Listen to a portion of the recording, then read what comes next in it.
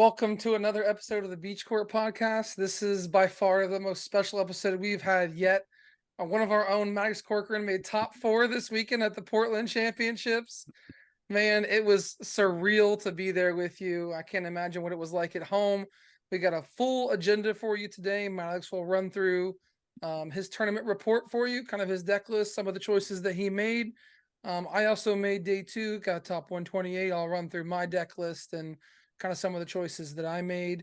And we've also got Nick Moffett, also top 8 finisher, exclusive interview here with the Beach Court Podcast, talking about his Maridon list. It's a new take on Maridon, and there's a new king in time. So we got a lot going on, and we'll discuss kind of the new cards that came out over the weekend as well. And then we'll take a look towards the Portland results as a whole, and see talk about what kind of impacts it might have to Charlotte. That's just next week. So we only got 2 weeks till the next regional. Maddox will not be there, cannot get another top 4, but hopefully I'll take his place.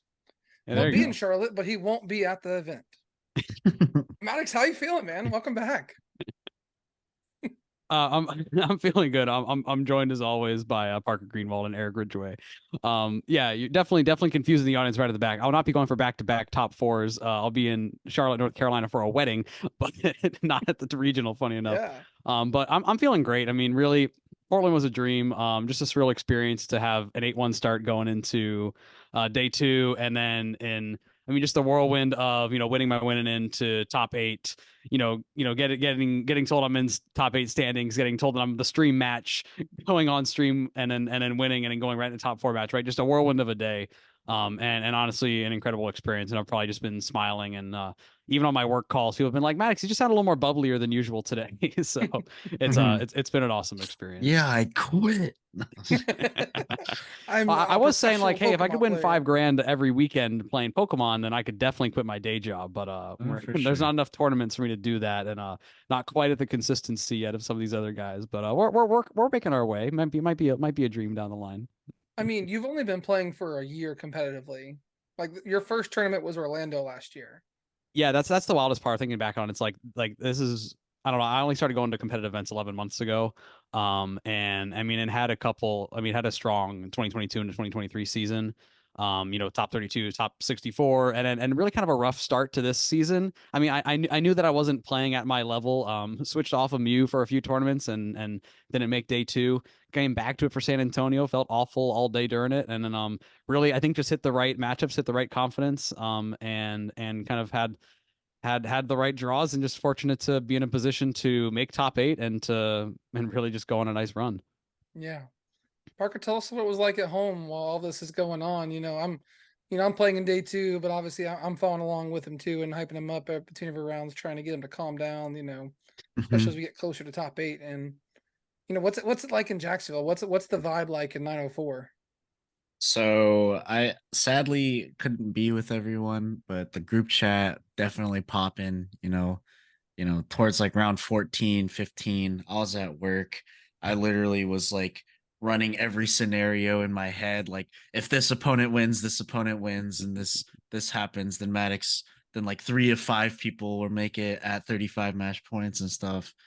So yeah, it was mostly just me and Phil following the group chats and Poke Stats all day. Like, oh, Maddox is, like, oh, if he wins the next 2, and he did. He pulled through, and then it was about closing time, but we got to watch Maddox explosiveness game 1 at the shop, and I tried watching game 2 in Walmart, but I missed most of it.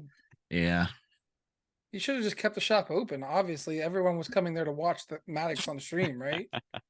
Well, I wish the Jax Poke crew was pulled through, but there was like a card fight tournament finishing up, and they were hanging out, and they were like, oh, like, wait, so if this guy loses, he gets 3K?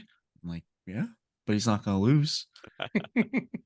So, like, Maddox, I know, like, all this is happening, so I'm trying to follow along and keep you calm, right? But like, while you're like in the bathroom, like changing into your jersey, because I'm like, hey, you gotta get rid of the jersey in top 8. It's like, hey, I'll like logging in the stream, and like literally everyone is like, vote for Maddox, vote for Maddox, vote for Maddox, vote for Maddox. Oh, yeah. Like, literally everybody vote for Maddox. And like, it's not vote for Makani, it's vote for Maddox, vote for Maddox, vote for Maddox, and like Yeah, yeah. you I you don't won know where a all that came landslide, from. bro. I don't know where all that came from. I mean, I know there's definitely a lot of people excited to see Makani's Arc Gigas pile. And again, Makani's a great player in his own right. So I think it was just a perfect combination where it was like Makani had a cool deck. I had some support from Jacksonville or Mystery Source or wherever it was. Yeah, Where it apparently just Jalen was one of the first ones to say that, Parker. Like on Yeah. the stream was like, "Hey, vote for Maddox, vote for Maddox," and like Oh, everyone dude, just took yeah, off. I was going hard on that. All caps, no breaks, uh, no mod, no ban. yeah, I appreciate all the support, guys. No, getting to be on stream. I mean, that was my first time on stream. Just like a surreal experience. So I don't know if we're gonna talk about that now or go through the Yeah, go run. Or, ahead. We can yeah, I jump into mean, this. Just jump into the stream match, and then we'll jump into everything else in a minute. God, I mean, so the stream match, right? So it's definitely been my dream to be on stream for so long. The video is up on YouTube for anyone who hasn't seen it. You can go and watch the VOD. Or there's even an edited version of just the top 8 match. And I mean, just so exciting. I mean, I'm just thrilled to really be there. Like, hey, I have a chance to be on stream to represent, Jacksonville, represent Nakama, just kind of represent everything. I mean, and just this real situation of like, I sit at home and watch these stream games, or after the tournaments, I'll go back and watch them on stream, especially the top 8 matches. And here I am in the top 8, being that person that I would normally be sitting at home watching. And that's me actually playing live on stream, which is just an incredible experience. So definitely a little jarring at first, right? You wear those headphones and there's the white noise. At first I was like, oh, this is like very loud and jarring, but actually after a little bit of time, you kind of settled into it, and you just kind of have this like closed voice channel between your opponent and the two judges. So like definitely got to settle in. And I think definitely the big piece that just helped calm my nerves, my confidence, is just how incredibly hot I was drawing. I mean that first game when Makani goes Arceus attach pass and bench a Bidoof, I'm just looking at my hand and I'm thinking like, this could be really, really big. Like just in the game, just on stream, and just like in the moment of just saying like, hey, if I can get a donk here with Meloetta, I'm just in such a good position for this game. I mean, and really just going for that play.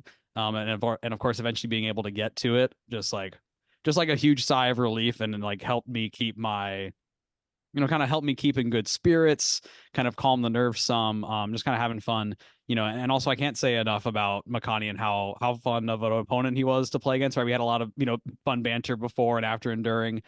There's even the little clip you can hear on stream in turn 2. I mean, he's been just, dead drawing a lot of times, and he finally draws an Arceus V-Star and says, hey, not a turn too late, it turned 8 or Yeah, we 9 heard in the that. game. Yeah, we type of heard thing. that. Yeah. So I mean just just had a great time over that. And I actually played Makani earlier in day 2 where we tied in a pretty close game. I mean, just a great guy. I can't say enough about him. Glad to see him back on stream. And congrats to him on his top 8 run with a really innovative deck. Just, he drew much better against me in Swiss, right? It was a much closer set. Here he just really wasn't able to get much of anything going. Fortunate for me, just a little more unfortunate for him, but still just a lot of fun to be on stream, and to have that chance to represent, and to just have a little fun, just playing UV Max, doing UV Max things on stream. It was great. Yeah, I know coming into the tournament, like your one goal, you had one goal, and it was to finish better than Xander Perot did with his own list. So I think so you've accomplished that. But Xander, he had a pivotal role in like prepping you for this tournament, right? yeah, definitely. I mean, so I've worked with him before. I mean, especially back in 2023 when I was just getting into the game, right? I saw Xander, someone just having a lot of success with Mew VMAX and playing it a lot of different ways, right? He played Dreepy, he played Aerodactyl. So when I was gearing up for Charlotte regionals last year, actually, I reached out to him and I worked with him a lot, just kind of saying, hey, I want to work on a deck list and just make a really nice run with this. Ended up making day 2 again and getting top 64, which, I ended up exactly 64th place for my second tournament. I was thrilled. Like, hey, look, I went to a tournament, I won PAX. Like that was all I needed at the time. Yeah. And if continued to like see him at events, and of course he's done well, top 32 at Worlds, and just like continue to succeed and innovate with new deck lists, things like that. So just as time went on, like I talked to them a little bit before San Antonio. I was thinking about Fusion Mew again and running it back there. I made a couple of different choices that he had made in his original list. I was cutting things like Choice Belt. I added the Deoxys, played 3 Mew Vs, tried the Devolution tool, and I was able to make day 2 with the list, but ultimately just felt it was like clunky and wasn't getting what I want out of it. So in my mind, I was like, hey, when things are going wrong and I just need one of re-steer ship, just kind of go back to like, I just went to Xander's like, hey, just let's try to work on a consistent list that'll just do well. And end up saying like, hey, I'm pretty confident in this list that I had. Just wasn't able to go on the run that I needed to. So I was kind of joking with him about it. It says, hey, not trying to mess up your limitless page, but I'm going to try to get, higher placement than you with this list. So Xander got top 32 with the list in San Antonio. We talked about it some more. We even played with the idea of DTE Mew or like try and dreepy DTE Mew, but eventually just kind of felt that Fusion Mew was the right play for the event. Again, some Charizard concerns, but we were thinking we'd see a small drop in Charizard, which we did. And really just kind of saying, hey, if I can play through this tournament and only hit 3 Charizards and maybe I can squeeze out like 1 and 2 against them, then I'm in a pretty good spot to make a nice run at the tournament. I only hit 2 Charizards and I went 1-0-1 against them. So really just put me in a great spot to make this deep run that we did. And yeah, just big shout out to him for his confidence in me and support of that. And I've had some good conversations with him since then of hyping me up. So he says it's my list now, so we can continue to share it, and hopefully it's your hopefully more list people now. Okay. hopefully more people can pick up the list and see success with it. Maybe this will be one of those limitless pages that grows and grows and grows. Like, Hey, who that'd be the knows, right? dream, right? That'd Yeah. be the coolest part, right? I think it was Reagan Retzloff's winning Yeah. Vancouver list last year, Yeah. right? That everyone just kind of picked up and said, "Hey, this is the list. I'm just going to play this," and there's entries after entries of it. So anyone going to Charlotte or Knoxville or Vancouver, hey, if you want to pick up the list, let me know. I'll talk through some of the matchups and let's get you added to the limitless page. And you've only got 3 or 4 more tournaments you could play Mew in, so. Yeah, gotta capitalize now while you can. So Parker, what about you? Like, what was going through your head like day 1 and day 2? You got any questions from Maddox about kind of his run and his tournament? I kind of like heard everything since I was there, so I want to hear kind of what your thoughts are.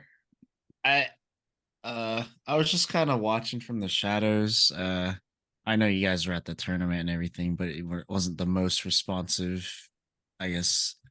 And it was kind of just like I'm watching your page, and then all of a sudden you're like, "Oh, I'm 611," and then you were like, "Oh yeah," and I was just watching Maddox, game after game after game, just winning.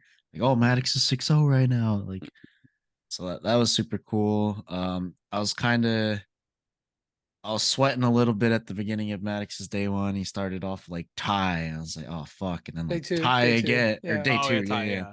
Day 2, I was like tie again. I was like, "No, stop tying." And then like he lost, I was like, "No," and then I was like, "Okay, well he still could get 35 match points," and boom, he clutched it out.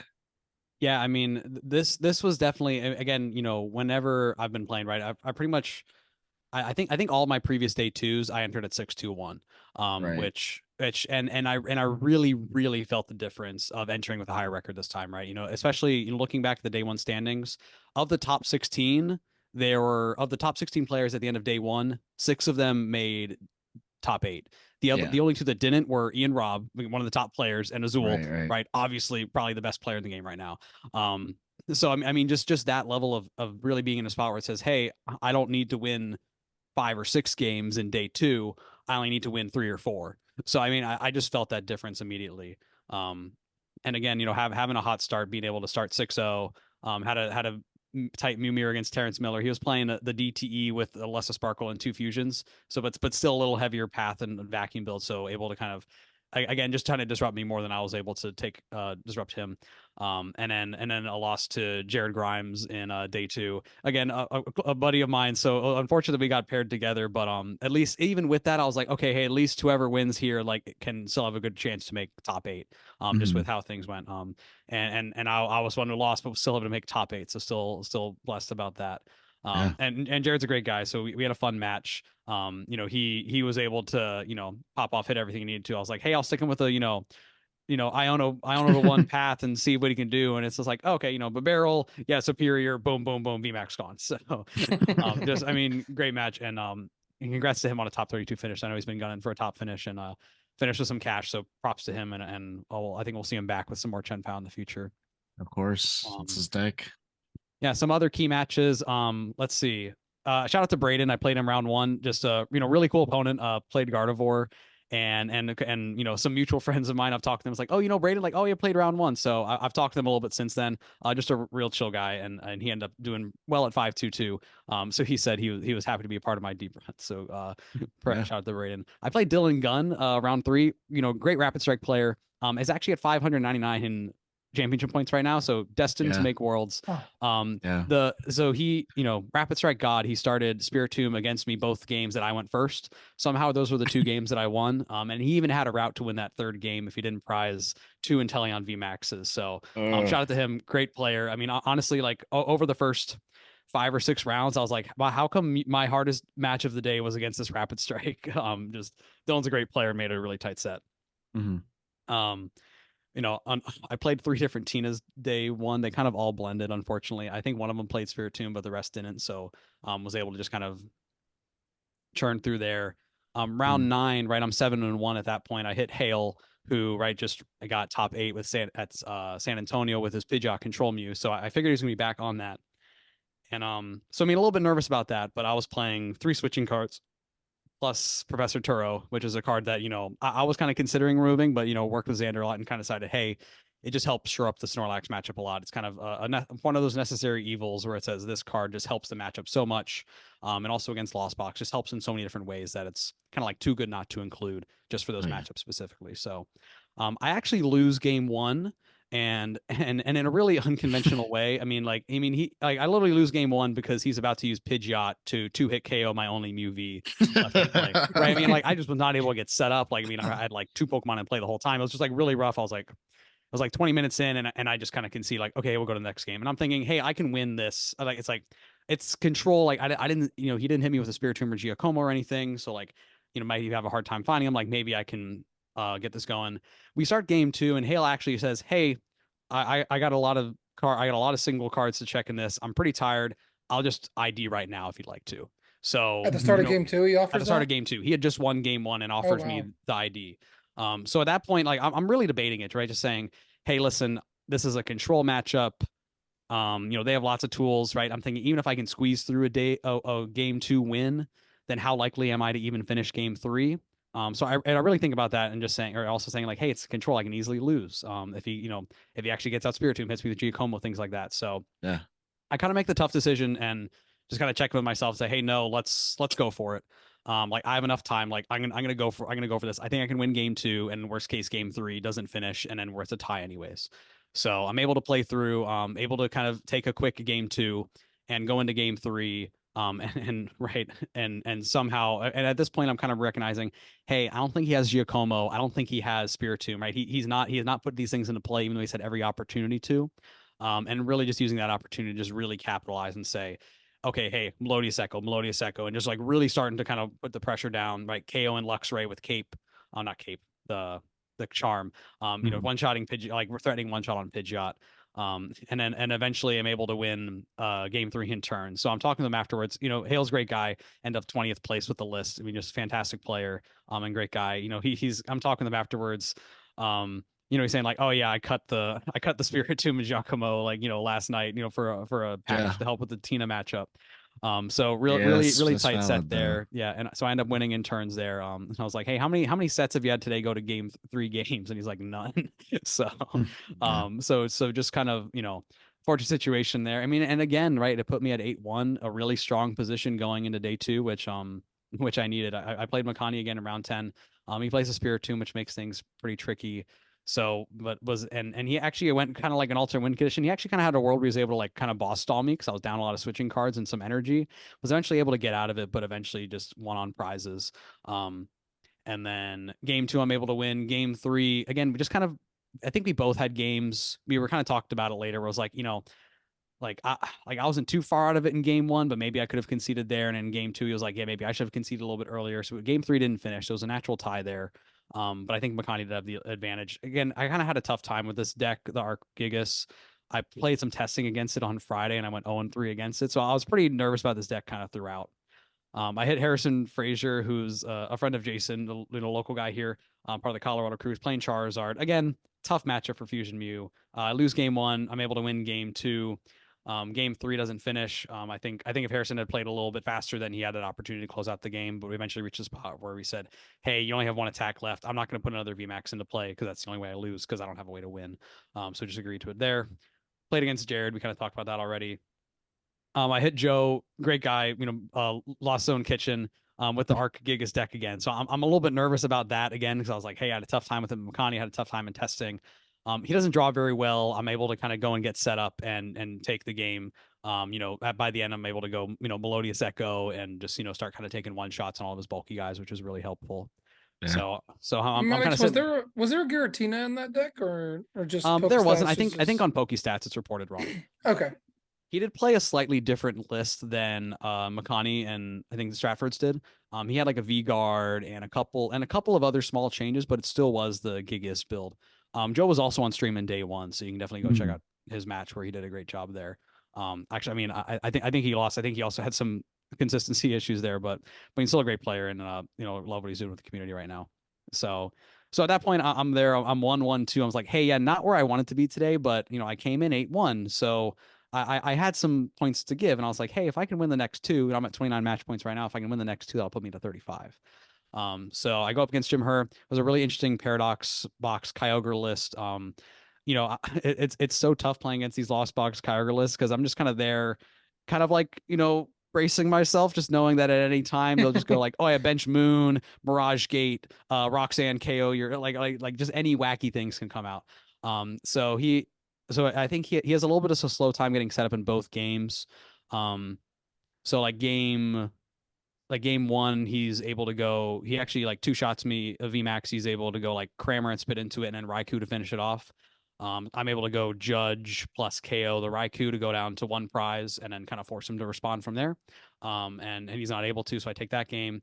And then game two actually goes for an interesting line. So he goes like Greninja into two Genesects. He had Escape Rope, so I gave him a Genesect to the active because I had Turo in hand. And then so I used the Turo to pick that one up and then just kind of KO the active. And then he actually goes like Counter Catcher, Amp you very much, take 3 on my Genesect, which I wasn't quite expecting. Yeah. Time benches the Roaring Moon. So I'm like, oh shoot. So I'm able to Iono him down.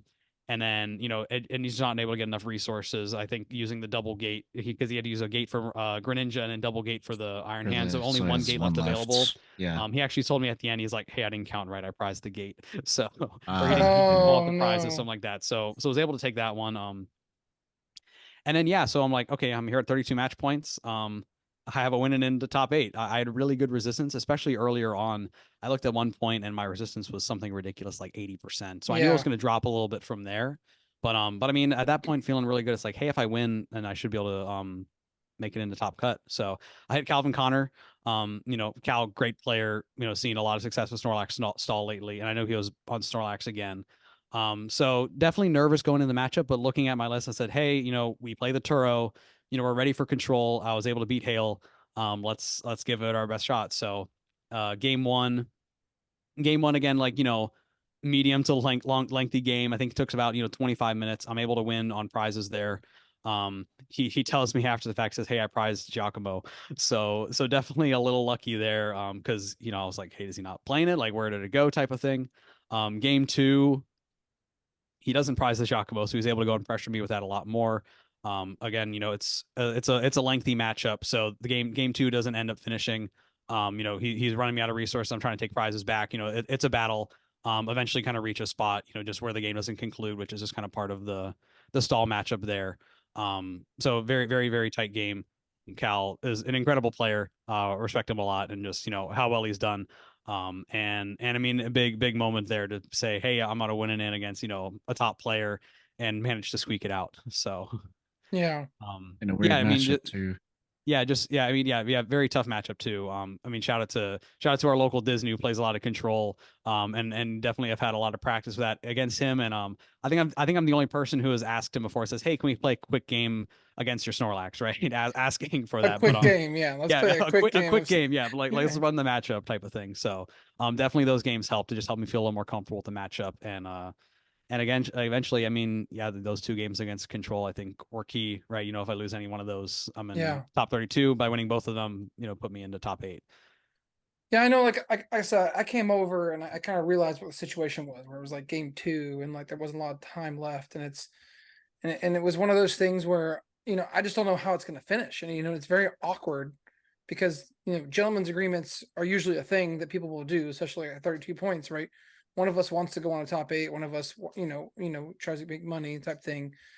So it's a little awkward there. Like you can get into a really awkward situation with, against a control player trying to trying to get to that gentleman's agreement, trying to make sure one of us advance. And and I know you guys said you didn't talk about it, so it's just like, it's tough. It's playing against Stahl. It's like one of those really hard things to play against, and you try to just 2-0 them as much as you can. Yeah, I mean, and it's tricky. I mean, and really kind of the realization sets in there where it says, hey, at this point, right, every win is there's dollars on the line, Yeah. right? When it comes to, it says, okay, hey, if I'm top 32, that's $1,000.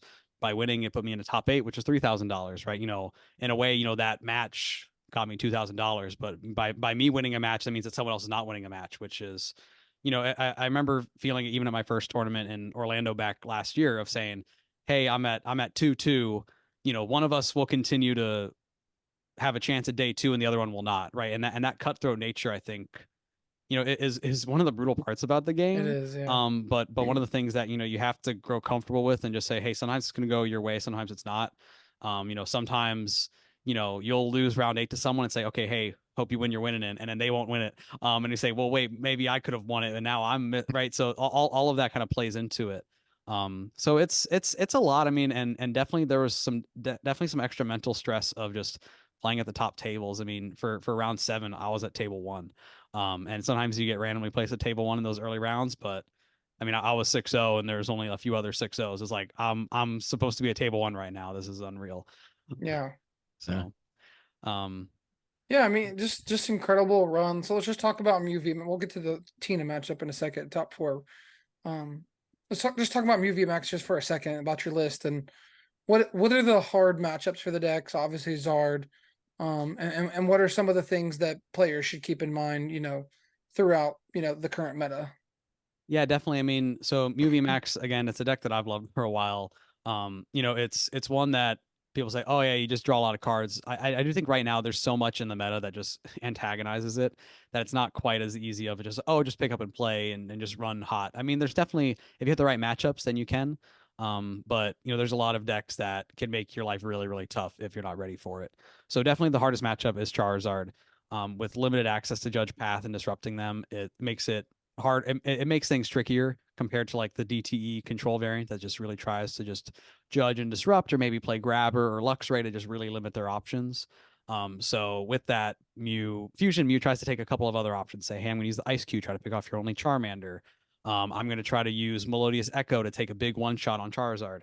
You can even have 2 Fusion Energy on a MUV Max, throw 4 Power Tablets. Now you're hitting Technoblast for 330, which isn't a number that you get to a lot. So there's a couple of ways to do that and mixing in the single prizers to try to help the exchange, but still either way, it's a very, very tough matchup.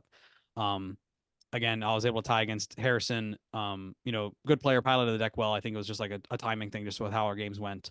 And then I was able to play, I played round 2, a newer player, who when I went VIP pass for double Genesect, he asked, hey, can I read the Genesect? He wasn't familiar with MUV Max or how the deck operated. We got a chance, fellas. So yeah, so I kind of felt like, okay, hey, a newer player, even though this is an awful matchup, hopefully that my experience and my practice with the matchup will help give me a little bit of an advantage here. I think other than that, like Fusion Mew has overall pretty good matchups. I mean, into a lot of the decks we were worried about. I think the Tina matchup can be tricky just because Tina is always a deck that can come back and win. But I do think that just the Fusion Energies to help with Spiritomb, as well as give you an alternate attacker or a way to hit 280, just gives you like lots of nice ways to handle the deck. Into other decks like Rapid Strike or Miraidon, some of those decks are mixing in Spiritomb. Having the 2 counts of Elisa Sparkle plus the 4 Fusion Energies gives you lots of outs. And again, really being able to mix in that single prize attacker to help disrupt the prize trade is super key in those matches. Other matches, I mean, I think really any deck that I think is like a glass cannon, things like Chen Pao and Miraidon, again, just having, you're kind of a glass cannony deck into the wrong matchups, like Roaring Moon or Charizard that can one-shot you. But into everything else, 310 is a pretty tough number to hit, and 220 is a very easy number for MUV Max to hit. Yeah. Yeah. So overall, that was kind of the thinking of playing Fusion Mew, where we said, hey, we have a tougher time into Charizard than DTE Mew, but into, we have a slightly better matchup into everything else. Also a little better control matchup. Definitely, needed to respect the control matchup depending on where you play, if it's at locals or, might not need to worry about it too much. But when you come to a large tournament like this and are, trying to make a deep run, you need to be ready for all types of decks. Especially control, right? I hit 2 of them. And and being able to win both of them, I think was, you know, the key difference maker in the run. And I think if I was playing a DTE build or something without Turo, then I probably don't win those. I don't have the Fusion Strike energy for Spirit Tomb. I don't have, you know, those extra cards that you need. Even the Fusion energy being able to stop Snorlax's ability or stop Inteleon VMAX using Double Gunner, like all of that ability blocking does help in various aspects of those matchups. Oh yeah. Yeah, but congratulations again on your top 4 run. Let's just, quickly just give a shout out to John Ang. I know a tough matchup you had in top 4, and John had the hot hands. We've heard the story from Isaiah Bradner giving him the hot hands after, John did that when Isaiah had a deep run, and yeah, I mean John, like, definitely could have got turned to, lost impact if he needed to, but I mean, he just got the spit innocently, and then like turn 3-star Requiem on a VMAX, for Giratina deck, like that. We all know how inconsistent the deck can be, but when it's piloted by a good player like John Ing, it's scary to deal with. And I know you experienced that firsthand. And that first matchup, it came down to Iono. He Iono'd you, and Roxanne you into Path, and you Iono'd him back, and he got another Roxanne, and sometimes that variance just kind of, that's just part of the game. And Yeah, I mean, definitely. Yeah, just talk about the top 4 match a little bit. So, I mean, John, so he wins the flip, elects to go first, which I think is correct in the matchup. Yeah. Especially for, he wasn't playing Spirit Tomb, so I felt pretty comfortable in the matchup, but just the risk of him being able to go turn 1 path and just really disrupt my setup is just always a concern. So he isn't able to get to turn 1 path. I'm able to get set up and rolling a little bit. And I'm actually able to get to a judge turn 1 where it says, pretty good supported play there. Hey, I'm just gonna, rely on your inconsistencies. You didn't get a chance to play Colress yet. You got to find a Colress off of this judge to 4. He did have a board set up with the comfies and things like that, so I knew he'd be able to dig some, but was really just hoping to kind of slow him down a little bit.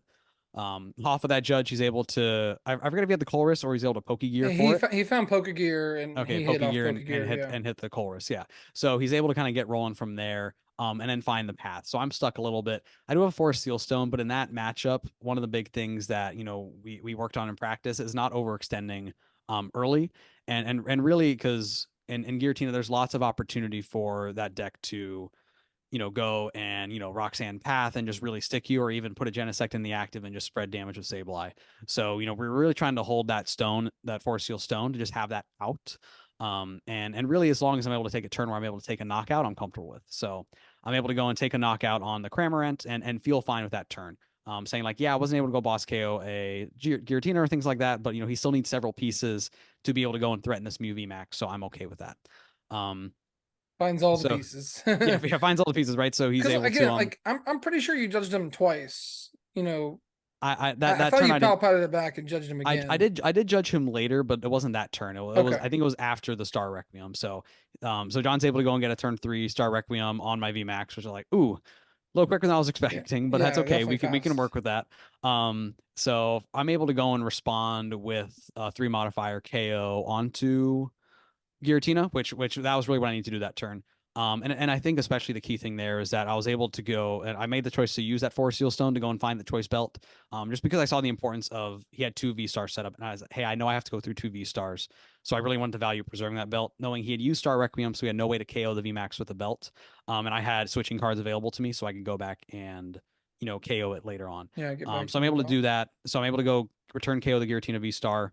And I think I also even judged him that turn, or one of the subsequent turns. So he's able to I think it was the next turn. So I think I go and take the knockout on the Giratina V Star. He's able to return with boss KO on a V to go down to just a single prize. And at this point, I do have that one Mew that he spit innocently into earlier, so I'm feeling the pressure of, okay, I need to KO this Giratina. I'm able to go and find the pieces as well as judge him. Yep. And at that point, he's no other attackers on board, so I'm feeling pretty comfortable. And the good part there is I still have that choice belt. So if he's ever able to bench another Giratina or has to go for that route, then there's still a world where I can, if I can find a switch card to get out of the active and find that boss, then I'm able to just win the game on the spot. Actually, I guess at that point I just need to boss anything really. Yeah, I just need to take another attack. So that next turn he's able to, I think off the judge, he's able to go and get another Tina down, and Roxanne Path. Actually, yeah. So he's able to get a great combo there. He's able to go Roxanne Path, and he actually goes and brings the Tina to the active and shreds. Yeah. So this is a good spot. And again, he Roxanne me out of my escape rope, which was my out to allow me to then basically attack the next turn and win the game. Since I wasn't able to have a third VMAX prize since the third VMAX setup since it was my last prize. So I'm needing that switch card. He Roxanne's me into an Iono. So I say, okay, well, he can't win yet. I think off of the Iono, I remember I was able to. Actually, I think it was the turn before. I basically had to Turo at one point the damaged Mew so that we couldn't go boss KO Yeah. with a Cramorant. I think Yeah. that was the turn before. So at that point, I'm just kind of stuck saying I'm able to go and retreat to a fresh Mew V, I believe, Yeah. and just preserve the VMAX, and then but unfortunately I just have to pass the turn. And at that point he needs He needs what a do you need V at that point? star. Yeah, he needed a V star. Yeah, good point. So Yeah. so he off the Iono to one, yeah, To one. off the Iono to one, To one. and then draw for turn. He's able to get a Roxanne. So from there, he's able to go with a Roxanne, and then is eventually able to get enough resources. Again, and this is where that extra play of a top player I think was seen here. He was able to go and basically he was able to map out the scenario where he could guarantee that he would reach a V star. He was able to go in Super Rod, put V stars back into the deck, and say, "Hey, I have enough switching cards and retreat options to be able to see my entire deck." Or really, he just needed to see the first Was there just four like cards. was there a minimal option there, like for him not to hit it? Because there was a couple of judge cuts. There was at first but first there was one V star in the deck and there were Yeah. 3 cards in deck. So at one point, as for a judge cut, I said, "Hey, he gets one flower select. I'm not going to go for it." But then he had the super odds. So he said, "Hey, I can guarantee it." He was able to shuffle 2 back into the deck.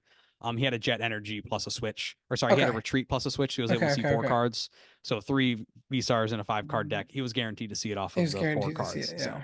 Wasn't gonna um, pull a Grant Hayes then. yeah. Got So it. again, unfortunate like unfortunate luck there. I do think I played the matchup pretty well. I do think there are small optimizations, right? It comes down to those small decisions earlier in the match of saying, "Hey, did I get rid of a vacuum when I didn't need to? Did I limit myself with an out? Did I burn a switching card when maybe I shouldn't have needed to?"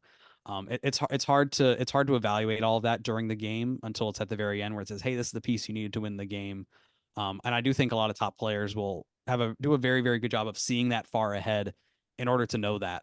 Yeah. So again, close match there, but I ultimately felt comfortable with how I played that match and said, "Hey, I think I did well for what was available to me, and lost a close game to a very, very good player, so I felt fine with that." Going into game 2, right? So since I lost, I chose to go first.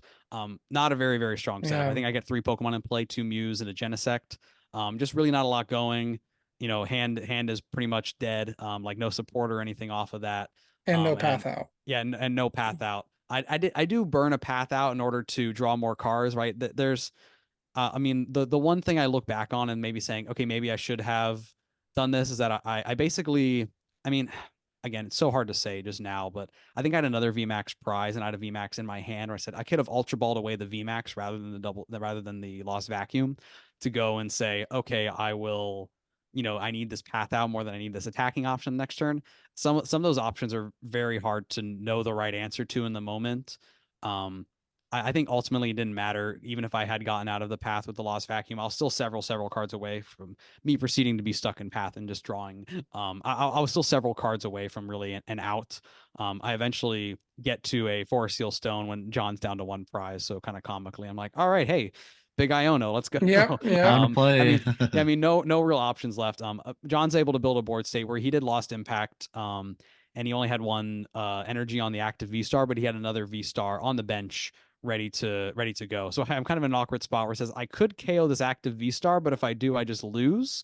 So I just have to pass with it in the active, and somehow build a board state where I've built up enough resources to go boss 3 triple modifier KO the benched V star, while also you still not finding a switch, an energy, a Mirage Gate, right? So little pieces that I needed to get out of it. So Yeah. I try to take any of my available routes at that point, but the game's kind of too far gone at that point, and John's able to get to the Mirage Gate to start Requiem for game. Yeah. So but I think during that game, I kind of I saw the direction that I was going. I know I talked with Jarek, friend of the podcast. He said, "Hey, I know you feel the sting of defeat now, but you should be proud of how well you did. And looking back, I didn't really even feel that Singa defeat. Honestly, I was saying I was just so thrilled to be in top 8. I had the stream match that I really desperately wanted, and got to do so, and had it go so well for me. And I kind of had all of game 2 to come to terms with, like, yeah, I'm not winning this game. It's just not meant to be. And ultimately felt, very, very happy about the top 4 match. Wish John the best and told him to go win it all, and he listened. So I did. And congratulations to John. Yeah. I mean, John, I know, Packer, you've got a history with John, and you've known him for a long time and worked with him when he was a senior. Is that right? Yeah, there's a time where he was just in part of a group that would like Skype test sometimes. Yeah. Skype. Years and years ago. Yep. You're aging yourself a little bit there, Parker. Yeah. I did. Does Skype still exist? Do people use that? I don't know if it still exists, actually. But yeah, I mean, congratulations on your run, Maddox. Incredible top 4 performance, and it couldn't have happened to a better guy in the community. I think that's Absolutely. you getting the top 4, getting on stream, and John winning. Like, those 2 things this weekend were like, people love that both of those happened. Those are 2 great people to have those great accomplishments, and so just huge congrats, and run it back in Knoxville. You got a couple more tournaments with we'll have the boy back. Yeah, you got a couple more tournaments with Mew. And I think one of the members of the podcast, they've changed their Twitter name recently, and they're no longer like gone for now. Is that right? Oh yeah. This Squint guy is now number 1, or Maddox number 1 fan. Hey. Hey, so maybe there's a comeback in the future. Yeah, I was having some major FOMO. Yeah. Weekend, I mean, even like, I know, Friday night, we're just kind of walking, from dinner and stuff. And I'm just like, man, I miss Parker. I miss you being there, man. I really want you back on the road with us. We really miss you there. Oh yeah. Are you gonna register for Orlando, or? I will try. Okay. There you go. All right. That's gonna be an experience. Yeah. I mean, hey, Parker, if we go both get our invites by then, maybe we'll just judge Orlando. That might be kind of cool. So True. Yeah, I mean, we can just like play and scoop to him in the finals, so we can just get his world's invite also. Yeah, true. Yeah. Actually, I think I got to go for the chance to win the hometown regional. Yeah. Run it back. So, well, not run it back. I'm saying like I won it before, but just I don't know. Yeah, but just really quick, I know there's probably in Orlando. So what am I gonna do? I said I won't be able to play Mew VMAX in Orlando. It won't be legal. What do I do? Oh, you're right. I'll just play a Mew EX deck. Don't worry about it. So. EX. Just real quick, just want to say thanks to everyone's support this weekend for following along. As we live tweeted his match for top 4 and kind of live tweeted the stream match, even though it was streamed, for people that couldn't watch the stream. But kind of want to shout out some people that, commented on our last video and entered to win the Beach Court podcast mat, which we'll pull tomorrow live at Nakama. And hopefully the winner will be out before this podcast even comes out. But Switchfoot 407 said it's lost Tina's time to steal a victory, and Tina did. VMK Ace, I think that Lost Tina will take this one. Just needs a pair and a stall on top cut, and we get this baby. There's no stall on top cut thanks to Maddox handling that one. But Tina was able to make it into the top 2. Travis RUS says, I think Lost Tina will see a really good placement in top A, perhaps even 2 placements, maybe even win. Wow. So there you Travis go. RUS, you had a really good prediction. But this, to be fair, this comment was 1 day ago. So Okay. They already knew. How many Mew VMAX votes are in the comments? I think 1. Colby Guller 7520. Got to be Mew or Guardy winning this one. Probably Mew if I can only pick 1. Hey, thanks, Colby. Sorry I couldn't make it there all the way for you, but I tried. I gave it a good run. We got the Hugo Man 89 says, I was confused when the episode ended because we had some issues with the last episode being published. But man, I think it's Lost Tina's time is what he says, and it was. So got some people excited about the Beach Court podcast playmat and wanting to get one, and we'll have some more information coming out on that soon. But yeah, We did have one of our friends. I know Maddox, when you were going in the top 8, you were like No. looking for some motivation, reading through the comments. Yeah, no, this isn't a real story. No, And no, no. yes, yeah. I mean, you were reading through the comments, and you saw that your top 4 match, you hit Tina, and Mitch was like, Tina's gonna win, and just kind of brought some tears to your eye, and just kind of maybe it just gave John that little bit of edge to draw hotter than you in top 8. I'm sure Mitch, John was just reading gotta the think about that in the comments future, bud. of our podcast right before top 4. No, I mean, I know for me, as I normally do updates in our Facebook page, just like talking about like how each match goes. Like, I mean, I was off of my phone like right from when like round 15 ended, like just like, okay, report here. Hey, we're getting details on you in case you're in top 8. Oh, hey, you're in top 8. Oh, hey, you're on stream. Come with us right now. And like backstage, they're like, getting everything ready. They and I'm move on fast stream. for top 8. They move Yeah. like super fast. Oh yeah, so. and it was like, hey, here's interview, here's photos. So I have my little arms crossed photo in case I win a regional. You'll be able to see Mew VMAX and Cramomatic were the 2 cards I picked. Of course, you know. Cramomatic, as they say in the biz. Cramomatic. Hit 3 of 4 on stream. Hey, you love to see that. Man. So, and I got, and to be fair, I got commentator cursed out of the last one. They said, "Oh man, Maddox just can't miss these heads, tails." So, to be fair, you did, yeah, and they said you deserved it. I mean, to be fair, I was drawn a little hot. Just gotta, tone it down a little bit. Yeah. I mean, those dice on stream, they give you really nice dice. I mean, Makani and I had a whole like 1-minute conversation where we're like, hey, these are really nice dice. Half of them are red, half of them are blue. We're like, hey, do we switch sides halfway? So you get blue side, I get red side. Like, how does this work? But I mean, yeah, those dice were hey, they were working out for me. It worked out yo, well. red and blue throwing back to the OG days. Oh yeah. Wow. Yeah, I see what they did there. I like that. But yeah, thanks everyone for leaving some comments. Go ahead. We really appreciate it if you subscribe to the YouTube channel and support us here. Leave a comment with kind of like support Maddox, or what you think about his list, or any questions you have for him. We'll make sure they get to him, and he can get them answered. And I know Xander Perot helped him out a lot, and Xander will probably have some more coaching sessions for Charlotte and Knoxville. So make sure you have Xander as well. Thanks, Xander, for all your continued support, of our group and helping out Maddox and getting him his finish he finally deserves. But yeah, great day for their group. John Eng winning it all, and Xander list making top 3. John was really getting on Xander about having to play those Mew VMAX lists. So he said, hey, I just played Tina and I go finally win my major. So unfortunate field with fire for that. But yeah, great day for their crew. But yeah, so all weekend, I'm watching you do all these cool things, and I'm over here just trying to do my own thing, and getting a little overshadowed. But you're over there apologizing. I'm like, bro, stop apologizing. Like, just go win the whole thing. Yeah, Eric low-key had a great run, right? I mean, I was getting all the attention in the group chats, and it's like, oh, hey, Maddox is 6-0, and we're like, yo, Eric's 4-1-1, like he's actually kind of on a tear also, right? Yeah. So I like lose round 7. Eric's like, oh, a loss, what's that like? So it's like, I mean, like he's catching right up, keeping time. I mean, I think the big growth, I think, for both of us as players, that this is the first time that it was round 8 and we were both already locked for day 2, which like that was. Yeah. First time that had ever happened. Yeah, right? and like I think you said it earlier, right? Like you want to have that extra oomph going into day 2, right? Like I had no thoughts of IDing. Like the tables on my left are all IDing. I'm like, aren't you guys the same record? I'm like, what are y'all doing? They were all the 6-2 ones, like 6-2. So it made sense. But yeah, like the start of the day, like I chose Palkia again. I made a little bit of changes to kind of help the Tina matchup with the barrel. I think if you want to win the Tina matchup, you got to have a barrel.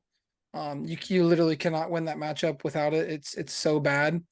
And it improved. I went 2-1 on the weekend against Tina's.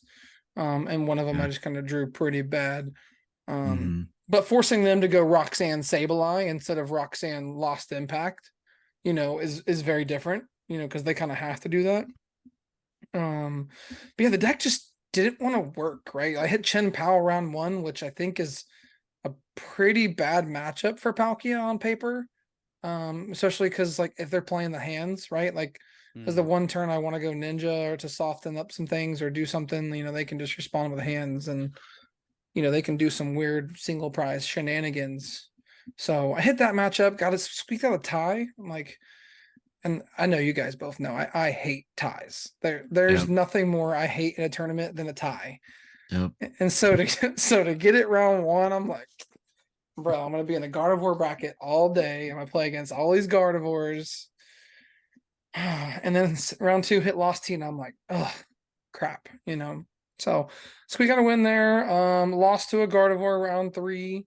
And then just kind of just did my thing and went on a tear. You know, beat a Lost Tina after that, and then round 5, Christina, she was very nice. I hit her. She was a Charizard player, and 2 games didn't set up a single Charizard. Oh. Ugh, So never you know, that. Palkia is designed to go cross with your Cologne turn 2, and it does it pretty consistently every game if you have a decent opening hand. You know, you really all you need is an Irida in your opening hand, and you know, a couple of ball cards just to get some Pokemon set up and attach an energy. But yeah, just kind of went on tear, hit you know, hit Lost Zard game round 6. Again, I felt like it was a really bad matchup for me. My opponent kind of made a misplay where he lost zone to fire and put a fire onto a comfy with beach court in play. So I just never bumped beach court. I just kept beach court in play. And then when I finally got to the cross switcher Cologne play, I took out 2 comfies that did not have the fire energy on it. Yeah. Yeah, so like he was not able to pull off the Charizard play late in the game to win because of that. And then game 2 just never finished. He was playing pretty slowly. Game 1, I had to keep asking, like, hey, can you pick up the pace? Can you pick up the pace? Because like I felt like I was gonna lose the matchup. Like if he finds a way to get that fire off and then get it, you know, back onto the Zard, then I lose because of how the matchup was going. Yeah. Anyway, so then I hit Ross Cawthron. How you say it? Ross Cawthon. Cawthon. Okay. Yeah. Go. So apparently, really good player. Didn't really know him. I had a great match with him. I love talking to him. He's playing the Roaring Moon. He's actually playing. He made day 2. You know, if you want to guys go look at his list, it's actually a very good list. I think he's playing more research than he is Sadas. I think like maybe he's playing like 2 Sadas. Wow. You know, and he's just saying, hey, like I'm gonna go first. I'm gonna get like an energy or 2 on, and you know, and then my second turn I'll just get going and you know, use energy switches with, you know, Moltres V. So I learned pretty quickly kind of how his deck was game 1. I think I went lost win, and I was like, okay, I gotta put Spiritomb in play, right? So like I gotta turn off the Moltres, right? The way his deck was built. So it's a pretty spicy list. Yeah, it is a pretty spicy list. 2 Moltres V, Emergency Jelly, only 2 Seda, which so the like jelly is baffling. actually very bad for my deck because my goal in that matchup is after they gouge a Palkia, then I go respond with Ninja onto that one and then 90 onto another one. Yeah, so even if they have the regular tool, it's still at 90 left, but with the jelly, it, you know, it puts them at 150 left. So that's pretty bad for me because then I have to attack with Palkia. And you know, the key to the matchup is going first. And if you go first, just start a single prizer. And if you do those things and they don't find cross switch or KO turn 2, then you usually can win that matchup pretty easly. So I hit Moon there. I hit Moon round 8, beat that. I think that's Moon, right? Is Peter playing Moon? He made day 2. What is Peter playing? I think he said it was back-to-back moons. Yeah, I'm pretty sure it was. He's Cloth. Oh, Cloth. That's right. Yeah. Cloth. That's right. Yeah. Yeah. So good. Congratulations to him for, you know, making day 2 with Cloth. That matchup's pretty auto win for me, I think. You know, I really didn't have any pressure ever. Just set up some big 280 guys and make him 2 hit me and just, you know, exchange the prizes that way. And you know, he's got 2 prizes on the field eventually with, you know, Squawk and Electrode. So it's pretty hard for them to keep chaining Cloth attacks every single turn. Yeah. So, and then round 9. So again, like, you know, Maddox is saying, like, Maddox is 8-1. We're both locked up for day 2. We're feeling good. Yeah, I was 7-1 at the time. Eric was 6-1-1. I was like so confident in my head. I'm like, my luck cannot possibly continue. I'm definitely going to lose and go to 7-2, and Eric would win and go to 7-1-1. And like, despite me getting all the attention for like a 6-0 start, Eric would end up the day doing better than me. Which I was like, hey, I'm fine with that. Like just let the squad see some success. Yeah, that's what I was hoping for, but it wasn't in the cards. Game 1, my opponent kind of bricked. You know, he never got a Gardevoir really set up. Eventually, yeah, you played a Les, right? What? I said who'd you play? I played Michael Davidson. Oh, Michael Davis. Yeah, yeah. Yeah, Michael Davidson, pretty good player. Um, he's like part of the Dead Draw gaming crew. Mhm. Pretty good player. And anyways, didn't get set up game one. Game two was a really good game, and it just came down to me mismanaging my resources of where my energy was, and I missed one attack one turn. Oof. And just you can't miss attack in that matchup. Yeah. And then game three was just a total heartbreak for me. I was going first, which I'm favored when I'm going first, and it was just like turn 4 Pierce for 40 into Manaphy. Which Pierce is not an attack that you want to be using at any point in the game, let alone turn 4. Yeah. So wasn't able to get the win there, so felt bad because I think Max, like you're saying, like this is your first time going better than 6-2-1. I've yet to do that. And that's one of my goals is to get top 32 or better. So need to get that better record going in day 2 to make like that possible. And day 2 just really didn't go my way. I won't run through all the matchups. I went 2-4 on the day. The first matchup of the day, I hit a Charizard playing Choice Belt, double Devo, double counter catcher. And like that is like almost unwinnable for me because like my plan against Charizard is to take a single prizer, freeze a couple of things, KO the things, and then KO a single prizer type thing. Just to if I'm clarify, not, you're playing the Wild Freeze Articuno is how he's yeah, freezing it. yeah. That's So the I played spicy the tech Wild for Freeze Zard. Articuno. Me and Cyrus worked together on that, and I took the idea and ran with it, and it was really good in a lot of matchups. Honestly, it's just a single prize attacker that can hit for 70 and a lost box as well. So it's pretty nice. But yeah, like they hit me, like they discarded the Devo early game 1, and then I thought I had them locked game 1, and then they hit me with a second Devo for game, and I'm like, yeah, I probably can't win this one. Judge, bathroom break. Let me go let's regroup for a second and just get waxed 2-0. And from there beat a Gardevoir, just kind of all downhill. The highlight of my tournament, or the low light of my tournament, was round 12, losing to DTE Mew with not a single out to Spiritomb. I got Spiritomb out all 3 games, but I hard bricked game 1 and game 3. Like to the point where like he was taking an attack on Chenpao active and I just wasn't doing anything. So pretty annoying to lose that match. I mean, like as soon as the player sat down across me, I kind of saw him around me. His deck wasn't in Pokestats, but I knew he was Mew. And I knew he was DT Mew because I saw him playing Grabber. So I was like, okay, well, he definitely doesn't have any outs, if you're playing Grabber. There's no way, Yeah. right? And sure enough, he didn't. And just Didn't matter. Mew always has it, right? Like Maddox knows. Maddox is our boy. But yeah, I ran it back with Palkia. The changes I made were I wanted to put the Articuno in and the Barrel to help the Tina matchup. So I had to cut a Mew for that. I definitely Celebrations Mew. Yeah, the Celebrations Mew. Yeah, the baby Mew. I don't know how I feel about that. If I'd run it back. I really like the double Mew. The double Mew in a lot of matchups is really good, but I didn't feel like I wasn't able to pull off my combos. But the Articuno's definitely correct in the Zard. Even if they have an out, if you can combo it with the one of Iono, it's pretty good. So anyways, that was my run. Yep, top 128. 500 points now. So we're just pushing along, trying to get qualified for Hawaii, and hopefully we can get Parker to go win Orlando, and There we go. There we go. yeah, we just get Parker there too. So yeah. Let me know if you guys have any questions in the comments about the deck. Answered a couple questions on Twitter. I think Palkia is in a pretty good spot still. I mean, the deck's it's just good. And do a lot of things. Kind of wild that like the third most popular deck in the room in the tournament, that me and Maddox didn't hit it all tournament. And neither me, you, or hit Maridon like all tournament.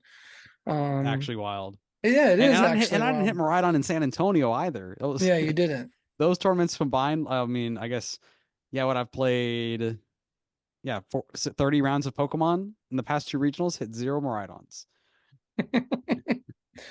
Crazy. But 17 yeah. rounds with top cut. Yeah. So thanks to Nakama Anime Cafe for their continued support. We got a league challenge tomorrow, January 10th, but this episode will already be out after that. So hopefully, Parker, was able to get 15 points. If he's able to make it somehow, maybe he wakes up and just doesn't feel very well tomorrow and can't go to work. So yeah. So thank you, Nakama, for your continued support. And what were you gonna say, Max? Yeah, no, I was gonna say Nakama was great. I mean, it was great to be able to represent the Jersey on stream. Yeah. And definitely, if you're looking for a spot to sing some karaoke, to have some good food, enjoy some tasty brews, it's a great spot. And again, we play our locals there every Wednesday, so it's a fantastic time. Really, really pumped to go back and see the crew after this big win. So yeah, it's gonna be. It feels like a big win. I didn't actually win, but it feels like a big win. Because it is a big win. It's a top 4, man. That's a big accomplishment. But speaking of Maridon, we've got Nick Moffett coming up next. Me and Maddox did an interview with him. Nick was a top seed going into Top Cut this weekend in Portland Regionals. So next up, we got an interview with Nick Moffett. Welcome back to the Beach Court Podcast. Maddox and I are joined by Nicholas Moffett. Nicholas, congratulations on your top 8 at Portland. How you feeling? And make it home safe? All good? Yeah, I had a bit of a delay coming home, so got home a little bit later than expected, but nothing too crazy. Overall, pretty good weekend, and congrats to both of you on your day 2 finishes as well, and Maddox in top 4. It's amazing. Yeah. Thanks for having me on. Yeah, no problem. Thanks for joining. We always love having you on the podcast, and always love seeing you in tournaments, and seeing you and Maddox kind of have the same record for the first 10 rounds and not hit any of those rounds was kind of wild. And Maddox, chose to take a tie round 10 to avoid you the rest of the tournament. Had to dodge Nick, it just had to happen. So we don't want any homie on homie violence at these tournaments as much as possible. I remember us meeting up in that little spot, like in the back by the bathrooms. It'd be like, Nick would be like, "Oh, hey, I won." I'm like, "Okay, good news is I won. Bad news is we still have the same record." Yeah. I was like, "There's no way I'm going to keep dodging Nick," but somehow it didn't happen. So. Yeah, I thought you guys were going to hit like every round. Anyways, so let's jump, Nick, into your deck choice and talk a little bit about Maridon, and whether you like it or not. Now everyone's going to look to you for Maridon advice because you were the top seed coming into Top Cut yesterday. 2 days ago. I guess it's Tuesday now. So what made you decide to play Maridon? Talk about your list. What was your favorite cards? What were your least favorite cards? Yeah, I guess I wasn't really confident in anything else. I hadn't played much since Brazil. I played the Zardba barrel there, had a pretty solid top 32 finish. I think that deck was okay, but it wasn't holding up so well in the current meta, I suppose. So I wanted to explore other things. Didn't really like the Pidgeot version of Zard that much. Tried a couple different Lost Box things. Never found anything that seemed super great. Was considering Tina and Gardevoir. Both of those probably would have been fine plays as well. Obviously, Giratina won the event. Gardevoir, I lost to in top 8 to some pretty unfortunate hands. But it was just, testing. Maridon was testing very well. I texted Nick Robinson, who had just gotten top 8 with the Peony build on like Thursday or Friday. He told me that, he was still going to play it again, but that he would like go for EXP shares over the Bravery Charms and to put in the Tapu Koko that paralyzes. So, I knew I was going to include those in my deck. I still wasn't sold on the Peony version, though. I still thought the researches were overall better, and I think the results kind of show that. We had LAIC won by quad research. Second place in Stuttgart was a quad research build, both with 2 paths to the peak. So that's kind of more of what I went for, more of that traditional research and path, but also with the beach courts, and then added in the EXP shares, and those ended up being pretty useful. Yeah, we love the inclusion of beach court around here. So thanks for including that in your list. Next time, just hit us up. We'll find some gold ones for you. Make sure you put those in the list. I saw my friend who I was staying with had the gold ones, but I actually didn't like how they looked personally. Oh man. Well, we love the gold beach court around here. Max, I saw you had something to say. Go ahead. Oh yeah, I mean, just with that, I know there's sometimes a stigma against net decking or saying, hey, here's the most successful list. So definitively from you, I mean, any changes you'd make to the list? I'm not 100% sold on the judges, so I might go for Arvin instead. Just because with the current list, you have no way to search out electric generator other than the 4 seal stone. So it could be nice to have a few extra outs to that aren't just trying to draw into it. Judge was good to disrupt a few opponents, but I don't think it was. It would have been a toss up between that and Arvin for sure, I'd say. Yeah, a little bit of risk since you don't have any onboard draw. You probably had some Other games than where you got judged the into something Mew, you yeah. didn't want. So Yeah, the Oh, Muse sorry, you're the on the Mew, draw, yeah. right? Yeah. Yep. Yeah, so a couple of things that stand out to me. I played Maridon to Brazil, and then another tournament in Toronto. So there's no vacuums and there's no bravery charms, and those are some of like the biggest cards that people played that were very, into Maridon, especially like you need the vacuum for the mirror, you need the vacuum for Moon. Those are the matchups where the vacuums are really good and the charms are really good into Charizard and other things like that. And then you have the Coco to help out with that. So talk a little bit about like where your head was at with vacuums and charms specifically, and why you decided not to include any of those. So yeah, the Bravery Charms obviously came out for the EXP share, which I think is actually better into Charizard. And then also into Giratina, they one shot you either way with Lost Impact. So forcing them to either use Star Requiem or wait a turn to attack potentially. Otherwise, you get to preserve your energy, and then you're more easily to return KO with Raichu or with the Mew EX if you slap a EXP share on there. Then you can always just go attach Dynamotor to that. Yeah. Or if you already have energy, you can copy their Lost Impact to knock them back out, and that's just a really commanding position to be in. I expected Giratina would probably be the biggest deck and Charizard second biggest, which I think is what ended up happening, right? Yeah, they're Vice basically versa. flipped. Yeah, basically the same. Yeah. So I thought it was stronger to both of those matchups, and then being able to chain Raichu with it seemed really strong as well. As Yeah. for Lost Vacuum, obviously it's a card you would want to have in the list, but again, with no Arvin to search it out, it didn't really seem worth it. So I just went for the second Beach Court instead as an extra consistency card early game. Yeah, the double Raichu I think was a smart move that a lot of players had gone away from, just going down to one and a super rod to try to get it back. But I think with your build, you're keeping so much energy in play. I mean, were you able to successfully change those Raichu attacks a lot, like multiple one shots on Zards, things like that? Actually didn't play against any Charizard, Oh, but yeah. it definitely was useful against Giratina and Mew, decks like that for sure. So when Maridon first showed up, it kind of like hit the scene at Worlds, right? Andrew Mahone kind of popularized it, because he played it really well at It Worlds. was around before then, but didn't have many results. Yeah, it I didn't think have a it lot got of top results. 8 at UIC. Yeah, with the catch, that was the Cramomatic build, right? I'm pretty Like sure that was yeah. the Cramomatic build. But kind of the community looked at the deck as kind of a low skilled deck. Right. And obviously you're a very high skilled player. You've played Lost Box Kyogre for a while. And that's one of the highest skilled, decks in the room. So kind of I mean, back to back top fours with it too. Yeah, So. yeah, But exactly. that was with the Rayquaza. Oh, Rayquaza, Yeah. Rayquaza build, yeah. Still Yeah, pretty high so skill. I'd say. they're all the Lost Boxes are high skill, right? So just talk a little bit about like what's your opinion now after playing Maridon to a tournament? I mean, I know like you had a couple of tweets like, it's 2024. Here I am playing Maridon to a tournament. Did you ever think that like Maridon would have do this well? Like that you would go on this deep of a run and like, talk about the skill level it takes to play the deck and those type of things.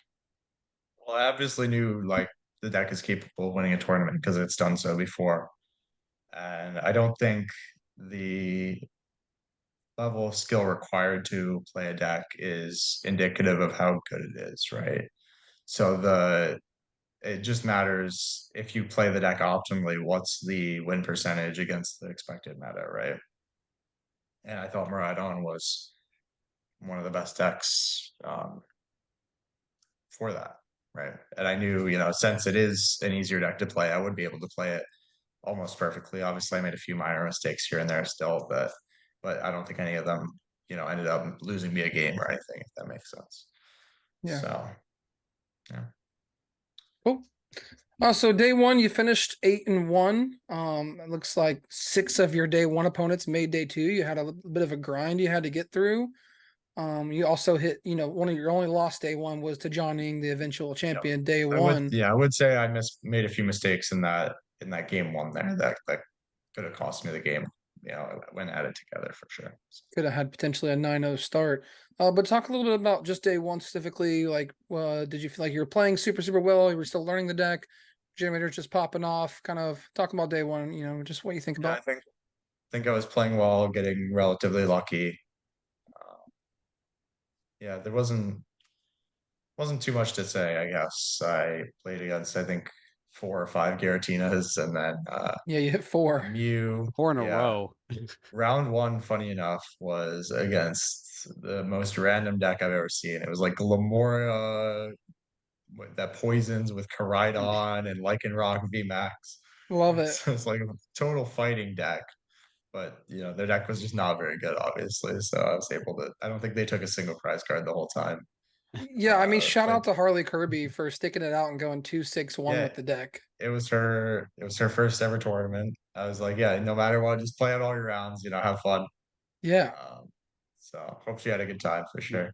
That's the super cool part about these tournaments where, you have the eventual 1 seed playing against someone at their first tournament, right? You have so many people that come out to these and bring so many fun and creative decks. So Sure. glad you didn't get countered too hard in that first round and went on the run like you did. Yeah.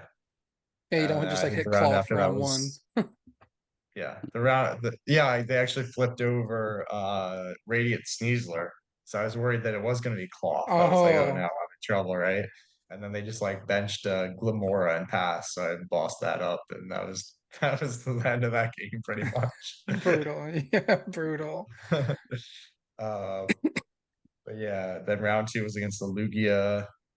They did have a Dunsparce, which made it a little more challenging, but still pretty all right matchup. And then I just remember I think I played against Rain Kauma round 3 or 4. Yeah, you did. Yep. He was playing the Fusion Mew, just got top 16 at San Antonio. We had a pretty good set.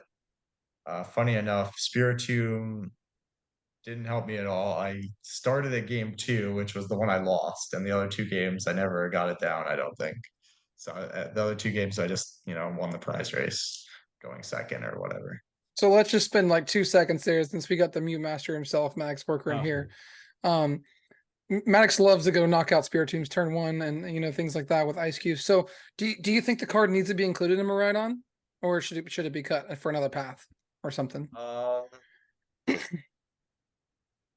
It was definitely good against the DTE Mew I played later on, I would say. Yeah. That they only had 1 fusion energy. But yeah, it didn't really help in the fusion Mew matchup, I would say. Yeah. Yeah, it's kind of like, I think, just to help the DTE, like almost auto the DTE matchup, especially if they're not playing outs to it. And if they are, then they have to use their attachment for that. I think it just slows them down too much. Fusion's tricky, but definitely a winnable game. So yeah, definitely a winnable game with that. I think Spiritomb was probably useful. Again, it didn't help in Zard or anything, but I'm sure it helped a lot in that match against Terrence and Rain, really. Right, sorry, you said it wasn't really relevant again. Yeah, it was definitely huge in the match against Terrence for sure. Yeah. In day 2, I opened at game 1, going second. That was pretty huge. And So you did you know what you were like, playing, or did you know you hit DTMU that round, or? Yeah, and it was my only Pokemon too, so I'm forced to start it regardless. Broken. But yeah, I would have put it down for sure. I lost to a DTEMU and I played Spiritomb in my deck, so that was fun. Yeah. I just like double bricked. So sometimes it helps, sometimes it doesn't, right? And so yeah, you finished 8-1. You're looking coming day 2, you're ready to make a deep run, right? So talk a little bit about day 2 and your opponents and your matchups, how it went. Obviously you beat DTEMU. You said that round 10 with That was Spiritomb. round 10, right? Yep. Yeah. Yep. So good way to start the day for sure. And then you hit after Yosha playing that, Rapid Strike, which is after that I played against the Rapid Strike. historically a bad Interesting matchup, right? for sure. No, I don't think so. Pretty interesting one. Squawkabilly is huge in that matchup. Yep. To use Motivate. So you can use Motivate, hit a thing for 20, and then you can knock it out with Raichu with only 5 energy with Zapdos in play. Yeah. So that was the play I went for in the games. Yeah. I bet the EXP shares help a lot in that matchup Tapu too. Koko. Yeah, maybe once or twice. The Tapu Koko definitely came up. I was able to, in game 3, I was able to paralyze his only Urshifu in play. and he'd already used his counter catcher, so he just had to play escape rope, and I was just able to promote my Mew. He had two prizes left, so he couldn't knock that out, and then I just lost the Urshifu for game. So one of the matchups where Tapu Koko was very good for sure as well. But then you hit John Ing again, right? So you Yes, lost and I him. was able to win this time. Yeah. So talk about like what adjustments did you make between the first time you played him and the second time you played him? I drew better for sure. That always helps. Yeah. And all the games against him were pretty close, I would say. Like we played three. I think he 2-0'd me day one, and then I beat him 2-1 day two.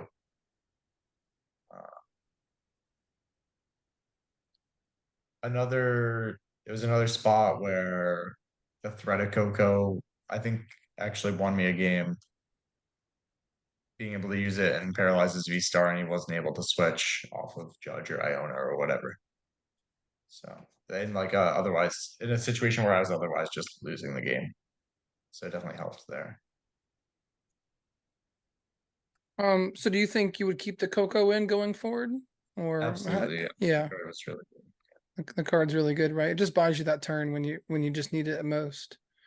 Especially in combination with disruption, right? That's the best time to use that card, seems like.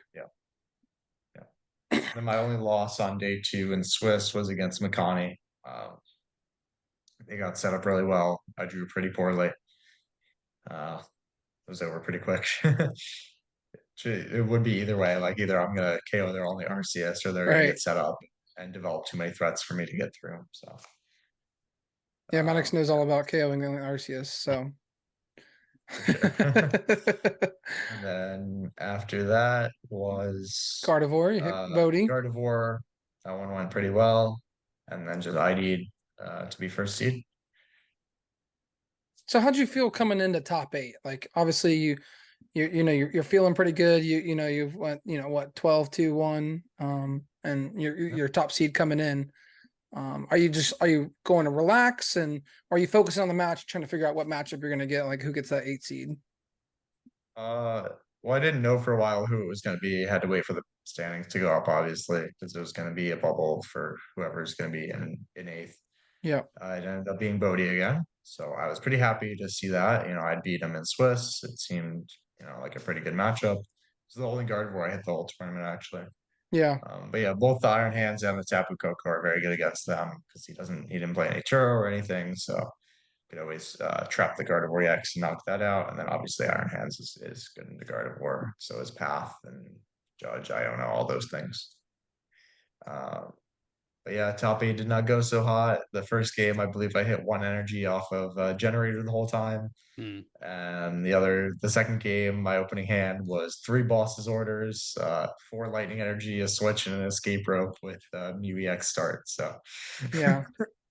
yeah. I think I saw the picture that you posted. Like yeah, here's how the run ends.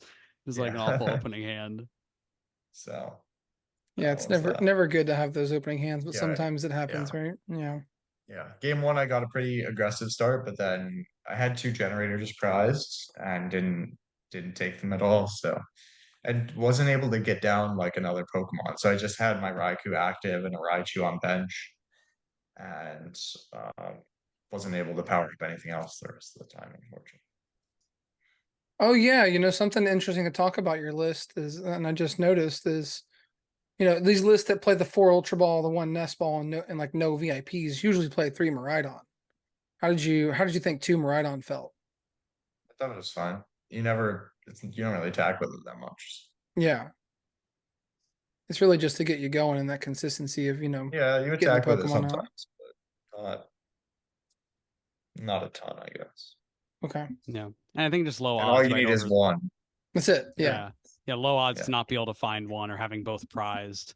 I think the 2 was a smart adaptation, especially to make room for the other Raichu and keep that heavy supporter count like you needed. Yep. So let's just spend just a few moments because the community is really interested about Giratina V-Star. Obviously, the deck just got two decks in the finals, Giratina First and Mirror in the second, yeah. finals, right? Mhm. So we knew it's a strong deck. Japan's been loving it, and it's finally got some results. So talk a little bit about just like what is the prize map for a typical Maridon player against a Tina player? Kind of depends what they go for. Obviously, you could if you can boss a Giratina V earlier. Excuse me, I had a long day so far. Yeah, Yeah. jet lag If from you the can trip out boss, east, I'm sure. yeah, a little bit, yeah. What was I saying? Yeah, so typically I would choose first, maybe go for a fast charge turn one, uh, get get a few extra energy in play, maybe boss up a Giratina the next turn, maybe kill, just get down Zapdos and kill a Comfey with Raichu. And then yeah, the main idea is just to keep as much energy in play as possible so you can Raichu their V star whenever that comes up. And sometimes you Iron Hands a Comfey or a Sableye or Cramorant for 2 prizes. But yeah, I think just the big thing is not getting enough attackers in play before Roxanne comes down, um, and just while at the same time being far ahead enough on prizes that they can't come back. Yeah, Right, and you go ahead. I was gonna say, is there ever a situation where you're like trying to turbo to get that Iron Hands out and put that early pressure on, or it sounds like you're even comfortable taking a slow approach, where it says, "Hey, I have 2 energy on a Raichu. I'm just gonna bench my Zapdos and discard 1 energy, hit for 70, and that's fine for you." Yeah, the Iron Hands didn't come up that much in that matchup because it's a big commitment that they could just Mhm. then knock out with the Tina V Star pretty easily. So I didn't go for it a ton unless I had a really good start. It's like have double or triple, or I don't know if you play the double turbo or not, but Yeah, he does. I did, yeah. so yeah, so if you have that double turbo and like double generator in hand, you're like, maybe I'll pull out Iron Hands. Yeah, Maybe in good things that could case, happen, right? sure, So, sure, Yeah, sure, sure. But yeah, I didn't use Iron Hands as much as I expected to, I would say, over the course of the tournament. It was mostly just Miraidon, what else? Raikou, the normal guys. yeah, it seems like Raichu was really an MVP in your list, like the way you have it built. Like you use Raichu more in a lot of And matchups than that's you why do. that's why there's two in there for sure. Yeah. Okay, so the other matchup, obviously you didn't hit it, sadly, but like it was the most popular deck in the room, and it's going to continue to be the most popular deck. Charizard, Azul's crew, they played a switch this tournament, and Azul made top 8. Congratulations to Azul again. Absolutely. But how do you feel about the Miraidon and the Zard matchup going forward? Like because you have to be kind of scared to go for the Coco. Do you just go for it game one and find out if they have the switch, or kind of like what is your Um, what's your I mean, thinking yeah, I on would that? probably save it for the end game, right? To take the last 2 prizes, unless obviously you can power over Raichu, and then that's fine. Like if they bench Pidgeot, you can boss that up and kill it, so then they don't have the quick search. Yep. I have Judge and Iono, so I'm playing a good amount of disruption for 4 disruption cards total. So I guess the plan would be, take your first 4 prizes and then, um, either Iona them to 2 or Judge them to 4, put a path in play maybe if you could, and paralyze them then. Yeah. yeah, yeah. If they can find the switch off of a Iono to 2 and Path, then they just Yeah, got it, lucky right? for them, So, right? Yeah, exactly. Or they could just be like Maddox and just find boss tablet off of Judge Path, right? well, That's all you need sometimes, man. That's really all you need. Maddox, any follow-up questions? No, I mean, I think just again, congrats on the run. Glad that we didn't hit and stalled on each other's run at all. But and yeah, again, congrats for an awesome top 8 finish with a new deck. Do you think you might be playing Miraidon again in the future here in some upcoming tournaments before rotation? Yeah, I wouldn't be surprised. I'll try around with other things as well. But I am going on vacation the next week, so I won't have too much time to test. So it might just be another ride on tournament in Charlotte. We'll see. That's fair. That's you. So you will be back for Charlotte. Well, the people will see you there. Yep. Awesome. Well, we're excited to see you there. Nick, anyone you want to give a thank you or a shout out to, or drop any of your coaching stuff? Yeah, I'd say congrats to Noah Donan, my one of my senior coaching clients who I stayed with this tournament. He lent me basically the entire deck, and he placed top 4 with Giratina in seniors. Very proud of him. So shout out to Noah. Yeah. Congratulations, Noah, on your top 4 run. Nick, congratulations on your top 8. Thanks for joining, and we'll talk to you next time, Nick. Yeah, thanks, Eric. Thanks, Maddox. All right, and welcome back to the Beach Court Podcast. Thanks, Nick Moffett, for coming on and talking about Maridon. It's interesting to see that deck and where it's going to go with the EXP shares instead of Bravery Charms now. We'll talk about that in a few minutes and kind of the Charlotte meta and what that's going to change. But first up, just want to discuss some of the new cards that were released over the weekend. We got a new VIP pass. Mom, there's a new VIP pass at home. And I think there's even arguments that this could be better than VIP pass in some situations for some decks. Yeah, in some situations, it's definitely better. It's probably not good for Mew VMAX, but that's rotating, so it's fine. Whoa. We don't talk about rotation. But we're talking, but we are talking about Buddy Poffin. So We are talking about Buddy Poffin. And it says search your deck for up to 2 basic Pokemon with 70 HP or less and put them onto your bench and then shuffle your deck. So essentially it's a VIP pass at any point during the game, but for Pokemon that are only 70 HP or less. So obviously Pokemon's trying to get us to use some of those more evolution based decks, and trying to give good cards to those decks. I know Gardevoir is going to take a big hit, losing Corellia. So this is, probably a good card that you can play in Gardevoir if you try to keep it going in the future. Just to get more Mons out. And it's a big buff to Lost Box. What other kind of ideas are you guys cooking with this card? Well, really, any stage 2 deck just heavily benefits from this. You can also play the Ditto, the one with transformative start, which is kind of a bit of a different one. But if you can get, your Pokemon into the active, let's say Lost Box, you can't VIP for Cram anymore, but you call risk, get 2 Comfies and get the Ditto, you can transform it into the Cramorant still. So not sure if it'll see a ton of play, but Yeah. it's just an idea. I mean, it's a hard combo to pull off with Escape Rope rotating That too. as well. So do you guys think we're going to get any more Switch cards in this set coming up? I honestly hope not, but it's possible. I don't know what Yeah. they'd really do outside of Escape Rope reprint or like Super Scoop Up, which I don't want to see oh back. boy. Please bring I'm- back. Can I just please have Scoop Up Net back? Bro, No, I don't want please. Scoop Up Net. Why not, man? Hell That card is no. broken. Yeah. That's why I think I'm kind of with Parker. I think that Escape Rope, again, like it's such a powerful item card, right? Just again a switching effect and being able to force out of the active. I think with things like the Iron Bundle, that's existing right now as a way to force out of the active, and a few other cards that do things like that. I do think that maybe we'll see a format where there's no Escape Rope for a little bit, and that'll be interesting to see. I think like whenever a new format or rotation comes out and there's like those key pieces we're missing that forces decks to act a little bit differently, I think it just really creates some like, really unique gameplay experience. Like, at the start of G Block, we had, only Clara and Miriam as your Pokemon recovery. Like you had to play a supporter from it. So that added some really interesting dynamics to those decks when there wasn't something like Super Rod or Ordinary Rod that you could play. So hopefully Yeah. there's a little spot like this where, some of those conventional things that we're used to, like, oh, I have to play around Escape Rope. I have to play around Escape Rope, where that just isn't around. Yeah, playing around Escape Rope is very annoying early in the game, that's for sure. Especially when you're playing against a deck like Mew VMAX that is going to rotate. I don't have to worry about them going Escape Rope Mellow with a donk. Not that one of our guys Well, on this team did something like that this week. Maridon can still go and donk you, so they'll just hit 2 off a generator, attach a lightning, and then boss your only. And then Beach Court, Beach Court retreat, right? Use the Beach Court podcast to retreat, of Yeah, course. definitely. Yes, use that. Yeah, Maridon loses a little bit, right? I mean, they're losing Flaffy. So they're gonna be playing some energy stickers and flipping some coins, it looks like.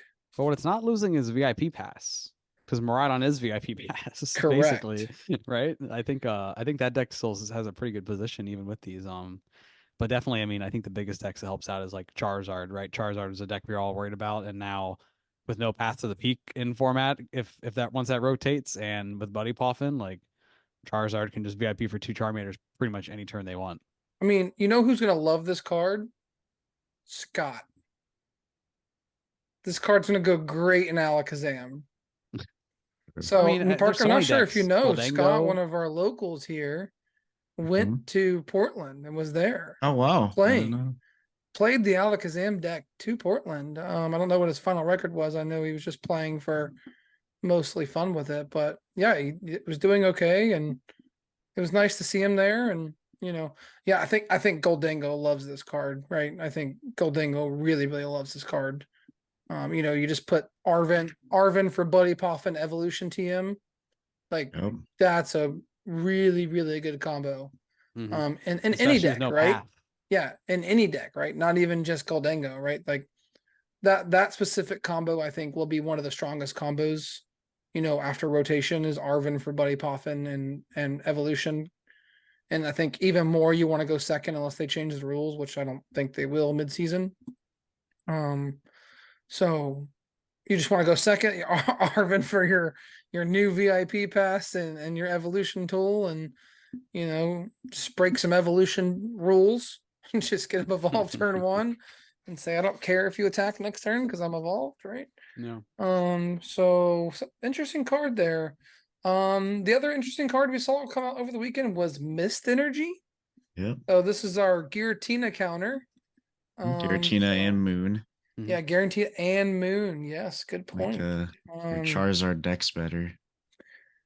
Yeah, I So- mean, if Charizard was fire colorless, it'd be broken, right?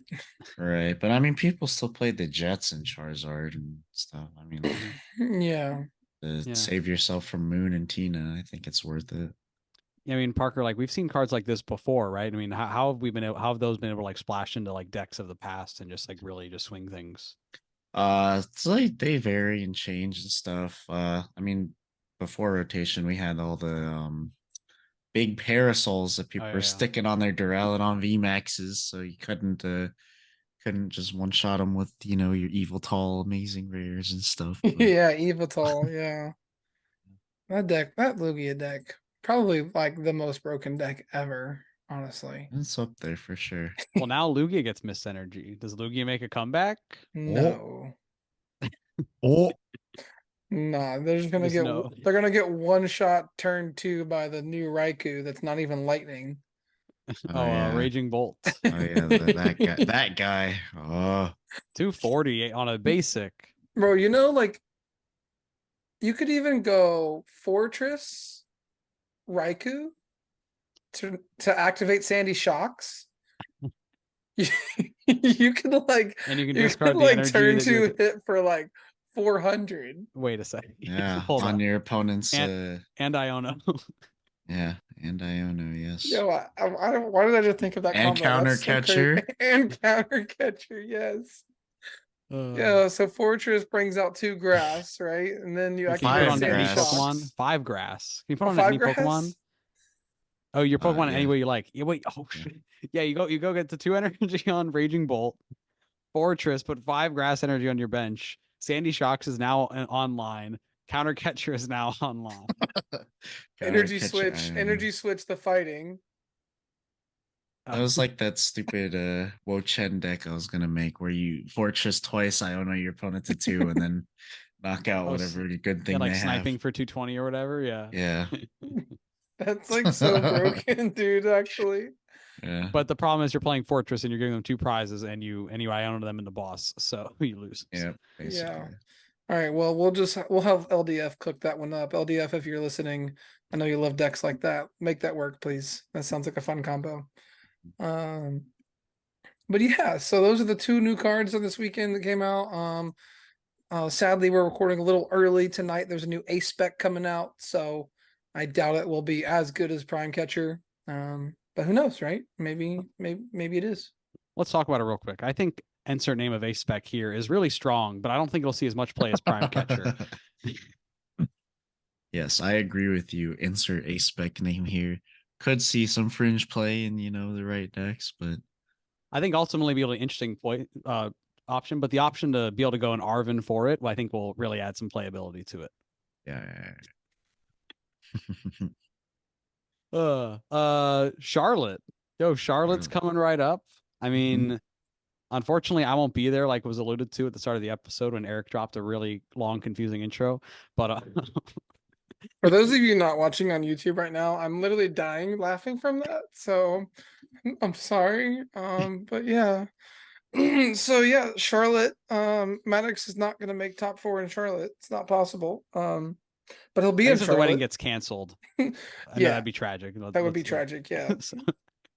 No, they just gotta push it. They gotta push it back a day. No. So I'll come back for top 4 in Knoxville. But for all of you going to Charlotte, I mean, what is there to say besides Giratina V-Star? What is there to say? Mew VMAX 6 of 16. That is something that is probably not being talked about enough, but it's being talked about right now on the Beach Court podcast. Yeah, I mean, you have only, I mean, 2 of them are fusion. But I think like some of these have fusion energies in them, right? Yeah, Vance played Yeah, A 2. lot of them played the hybrid. Yeah, Vance and Yeah. Ian played the package. They played a 1 Lisa Sparkle plus 2 fusion energies as their way out of Spiritomb. And also technically it's lets you go and like donk some small stuff. Wait a minute, is this the guy I lost to? Stop. Ooh. The guy I lose to get top 16, the DT Mew. Ask him to throw you a few bucks. Bruh. No, okay, good. Good. Wow, well, what's a Mew disrespect? Wow, out here? dang, Jeez. dang. I the just would have been hatred. like, I just would have been like not happy with myself for losing the DTE Mew playing Spiritomb.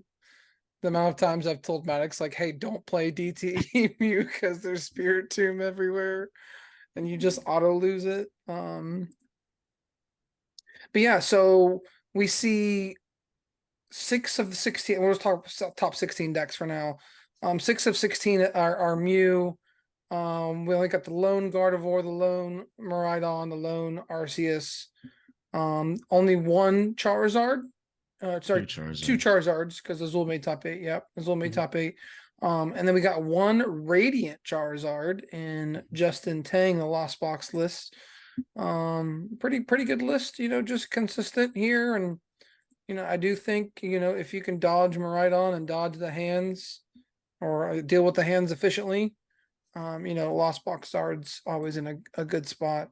And then yeah, we have 3 other Tinas. So, Tina and Mew kind of dominated top 16 and even top 32 looks. Yeah. yeah, I I mean, think- look down, Tina's everywhere. We got an Tina's Arceus everywhere. Superior at 23rd, Manuel Soto, with a spicy addition with a slacking V.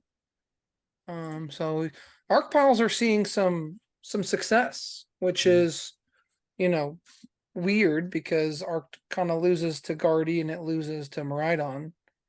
But I guess they're finding a way to beat Zard, and that's what's helping them out, right? The Sharon's Care is probably helping them out. Another strong deck we're seeing here. Rapid Strike again. Didn't have as big of a showing as a lot of people were expecting, but big shout out to Yosha. Yeah. Orlando guy, first day 2 and went on a tear. 801 in day 1 and it finished in the top 16. So Yeah, friend of the pod, Yosha, was on a great run. I think we had the he same hit flight from Orlando to Portland, so that flight had 2 top 16 players. Just saying. So, yeah, he hit It's Moffit. usually more. He hit Moffit like round 11 or 12. And that's traditionally a good matchup for him. But wasn't able to overcome it. I think he prized the Melanie game 3, and that was kind of the detriment of his run. Hurt him there. Highest placing Moon list. 22nd place Raymond Liu. Playing the Galarian Moltres V, Dark Patch, Energy Switch combination, no cross Seaver. So that's kind of, a big piece of his puzzle. And I do want to call out we talked about Ross already, his list. Ross just bubbled out of 32. He was at 33. Yeah. No. So Ross had a good run with a list that was a little spicy, honestly. Only 2 Setas. We talked about the meta chart, the day 2 conversion. Giratina converted crazily, right? Wow, yeah. Yeah, Giratina converted crazy, Mew converted crazy. And the deck that we talked about a little bit on the last podcast episode jumped up to 6th place in the meta share. Roaring Moon, right? So Roaring Moon had a pretty good conversion rate as well. So what do you think we would see kind of going into Charlotte? How does the meta change based off of these results, guys? Well, it's hard to say. I mean, like Tina, I mean, would be the thing to expect, but there's nothing that's just like, yeah, I have a good Tina matchup. It's like Tina can win any game against anything, pretty much. It I mean, has in the the past, tools. its problem was turbo, right? Right, yeah, it was slightly unfavorable in the turbo, but like not too many people on that deck. I mean, there is 13% turbo on focus stats. Yeah, I I mean, see 1.84 Well, conversion rate. I'm looking at conversion. version. Okay. Well, so conversion. Parker, I mean, like if you're going to Charlotte, I mean, are you comfortable playing a deck like Charizard, something that we'd say has a tougher Tina matchup? I am, yeah. I mean, personally, like me, I don't think I would play Charizard. If I was going, I'd probably play Guardy, Entei Valiant, or Tina myself. But Interesting enough, you said NT Valent. What made you say that? I just think that deck, like, people are just kind of sleeping on it still. Like, I don't know. It's just it trades into any two prize deck, just like very easily. Can it beat a Um, Lost Box deck or no? yeah, you just go like triple thing, yoga loop, Yeah, true, true. kill a thing. Yeah. Unfortunately, it didn't have a huge performance, but I don't know if you actually noticed what the highest placing the Iron Valiant deck was. 83rd. 83rd Yeah, with Iron Valiant, Greedent VMAX. I Yes, did see that. sir. Yes, You think that could be a little sneaky under the radar play for Charlotte? I like it. I mean, one of Honestly, the interesting cards in this list that took me like a long time to realize was like, I'm like, why are you trying to mill your opponent, bro? No, it's not the crap. The Crabominal V is not there to mill. It is there to destroy your punch. This attack it does 60 is more damage for each damage counter on your opponent's active Pokemon. So if there is 5 damage counters on there, it is doing 390, which is kind of crazy. And you just Palkia V-Star to it. Playing 2 toy catchers to that instantly card. boss anything that's under 50 HP, which turn 1 you can boss a Pidgey. That's kind of interesting. True. Yeah. And it plays the Melanie. You can even Melanie to the crab. So I mean, yeah, you have the Suicune V attacking option turn 1. The Greedent VMAX, right? Really needing a turn to set that up, but being able to go Toy Catcher and then turn a Profit, go KO even something like a Manaphy, go KO that and take 3 yep. prizes off of a Manaphy. Like, whoa, wait, how did we get here? And you're Yeah. attacking with a 320 bulky beast that can just go and boss or Toy Catcher or something else next turn. Yeah, I'm not really sure about the Rotom. I mean, it's just for drawing cards turn 1 probably. Yep. But I don't know if it's really worth the bench spot if you're gonna have Squawk and Rotom on the bench, right? But I think Plus some valiance. Yeah. yeah, I think I saw the person that played the list, um, you know, Ray Shin kind of just played it as kind of like a funny. Did anyone see that story? Or That's am I probably blanking? something like that. Probably. I think they said they like cooked it up like, oh yeah, I was thinking about this like on the flight over, and I said, hey, let's try it, and, and went on a nice little run Wasn't with it one of those where it was like, this is the bulk box post? All right, here we go. Maybe. I wrote the list 2 days before the event, but decided to meme the event because I was just going for fun. It ended up being actually better than I thought. Thanks for all being my opponents for being cool and having great reactions to getting dented. Kevin This is Clemente posted that for Ray Chen. Mhm. This might be a list that I'm picking up I'm picking up some singles for at and trying to bring to locals. It just seems kind of funny. I mean, I got some Green and VMAXs that I did buy at some point because I was like, this card is just too good with something. It was not. It was not. Yeah, it was not. But hey, I mean, it got. Does it? Anybody else have a day 2 page with Green VMAX?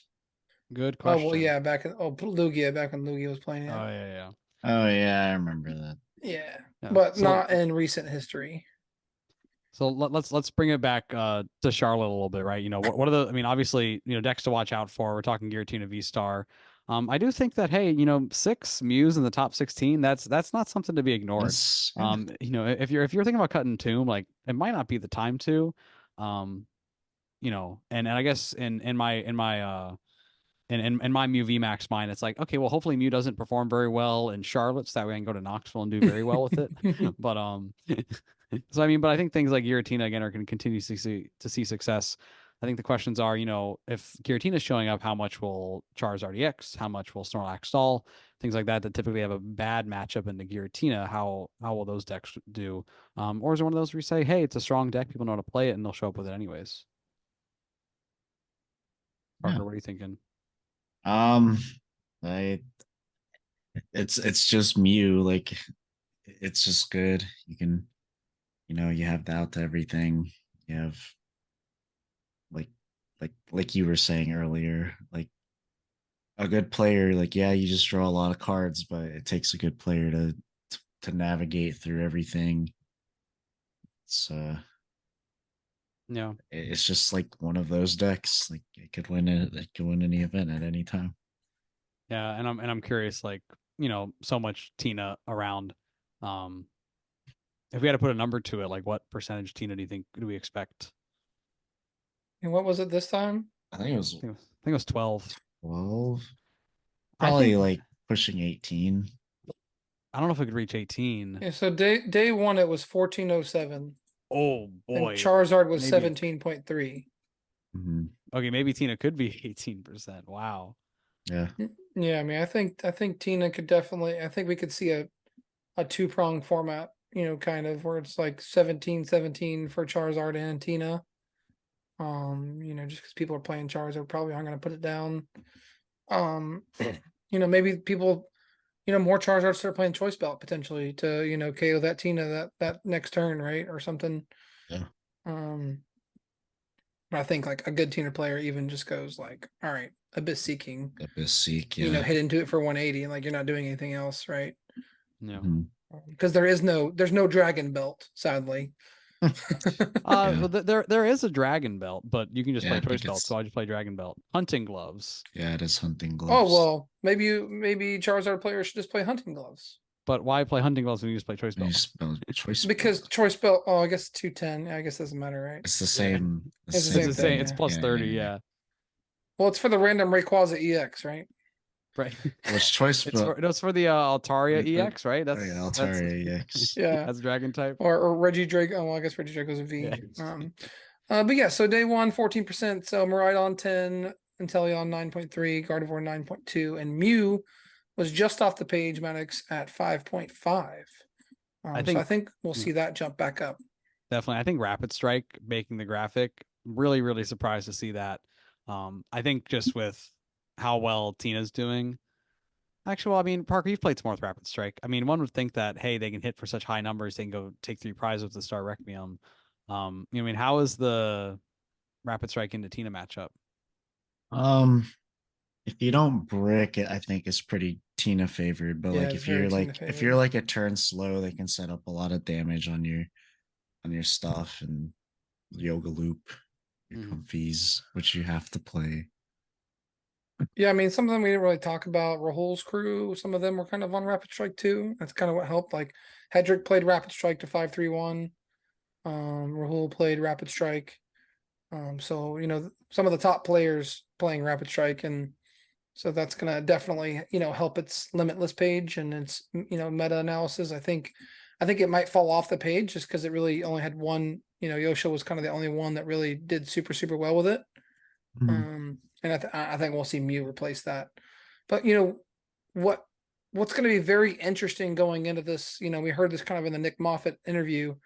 If you kind of look at the limitless data from Miraidon, so across 8 decks, the average for Bravery Charms was 1.89, which meant like maybe 1 or 2 was playing the XP share.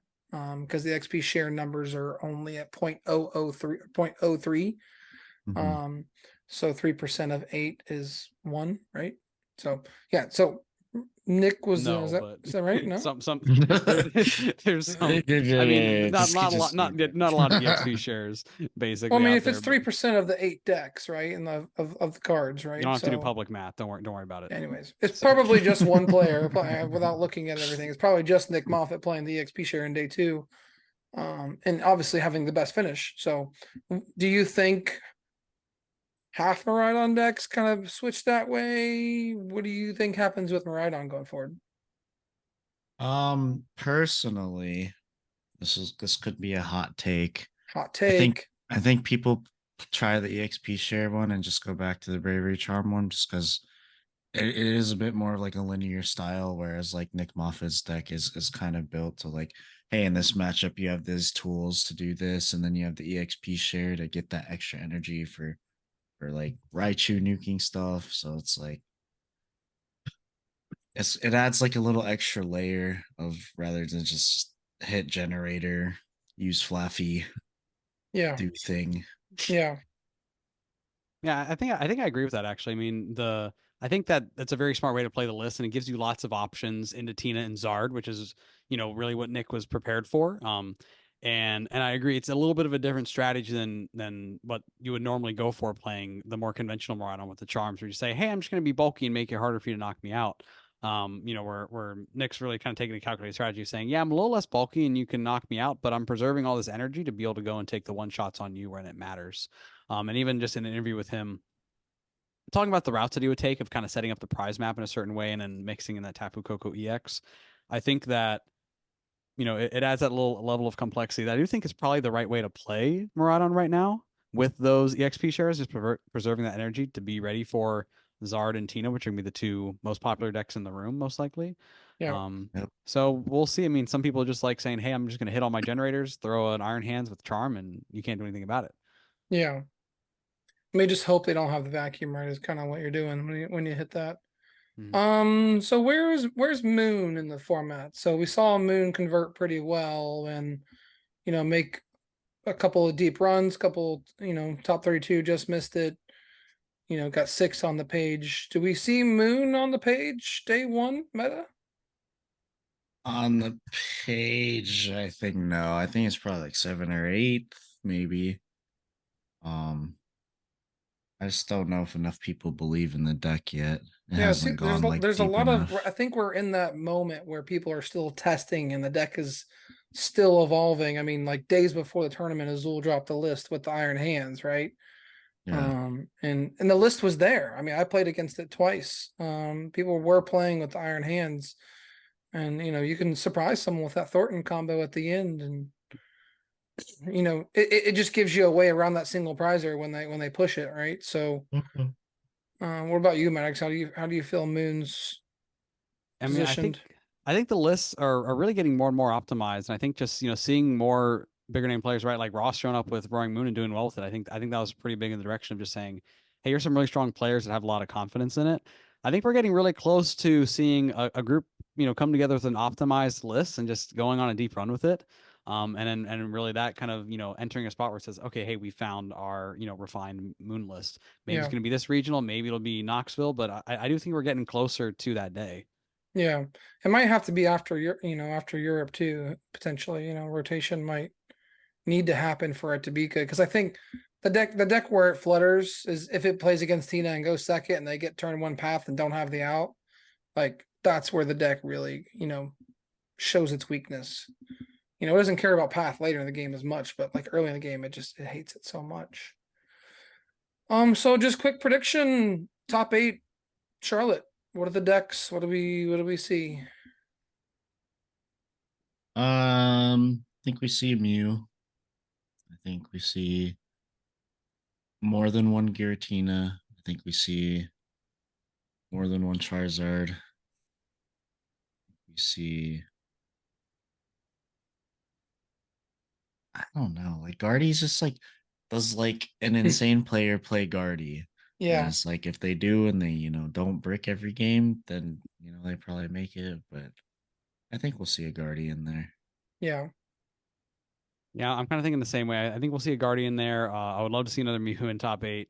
I do think that we'll probably see, again, maybe 2, maybe even 3 Tinas. I think a lot of top players will show up with Tina and just do well with it. I was thinking we're going to see things like Jirachi, really some, Tina players kind of being ready for the mirror and trying to help give them that extra edge in the matchups. And I also think that we'll probably see the return of a stall deck. Even with all the Tina running around, I think that there'll be a stall player that'll be able to just go and dodge those Tinas, or maybe you only have to hit 1 or 2 of them, and just go on a nice run and just, lock up a spot and into top cut. Now they might hit a Tina in top 8 and you're not be able to move much past that, but I do think that, when people are respecting stall less is a better time to play stall and things like that. So the decks you guys didn't mention, let's pick one of them. Which one will perform the best? Roaring Moon, Maridon, or Palkia? Which one of those 3 kind of decks are gonna perform best? And there's Rapid Strike too, but probably Maridon. I'd probably say Maridon also. I'm not a Dang. Palkia believer. Dang. Well, I mean, except for you, obviously. I mean, obviously you're gonna win the whole deck, Dang. but I'm just saying, like, for everyone else that's playing Palkia. Wow. You guys and Mitch, man, all of y'all are just the same. Now we know that you're gonna pick up some Nick Moffett Maridon and Yeah, maybe. and go hit all your generators in the finals. I mean, honestly, I could be convinced to play Roaring Moon if someone was like, "Hey, this list is gas." I'm like, "All right, send it." Well, But we'll have to see. also my best friend won't be there, so maybe I just have to, throw it back to them and play their list. There you go, play some Fusion Mew. It is possible. Anything is possible in 2024. We got Nick Moffett, top of the rings with Maridon 2024. So, any other thoughts for Charlotte meta? No, I mean, pretty cut. Yeah, I think anyone going, I mean, really, there's been a lot of meta changes going on. I think ultimately, stick with what you're comfortable with. If you've been That's working right. on a deck and you feel really comfortable with it, then I think be extra ready for decks like Giratina. Say, hey, I got to know this matchup because there's going to be, 18% of the room. And really just show up with what you're comfortable with and have fun.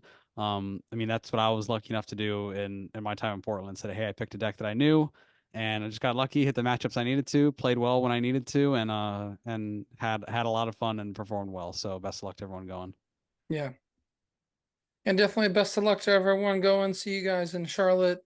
Again, thanks for all the support for this weekend. I know the support was overwhelming from Maddox, and congratulations again on your top 4, Maddox. Phenomenal finish. Thank you. Congratulations to John Ing, Nick Moffett. Thank you for joining the episode. Make sure you guys follow, subscribe, like, comment, all those shenanigans. Our Twitter is @BeachCourtPod. So if any of us make a deep run, maybe someone will live tweet our matches again. So that was a lot of fun, and hope to see you in the next regional, guys. Thanks for joining in. Nothing here. You do have a Cramomatic, which Maddox did save the Lost Vacuum just to have an item to potentially discard. Gonna be a big heads flip here. That's such a power play to say, do you want me to flip this coin or roll the die? And then you just get heads with whatever they choose.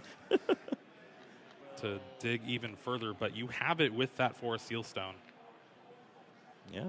What a turn. You could hold on to it if you wanted, but it's going to value the Cramomatic hold for later. And this is just like that. Not even hiding the card you get with Star Alchemy. This was on no one's bingo card for this tournament. Yes, maybe we would see Mew VMAX, but surely not Mellow at a turn 1 knockout on Arceus. Is it 2022 or 2024? What's happening? Yep, I think that's going to be all she wrote. Maddox finds the lines, takes a quick game 1 here in the top 8 of Portland.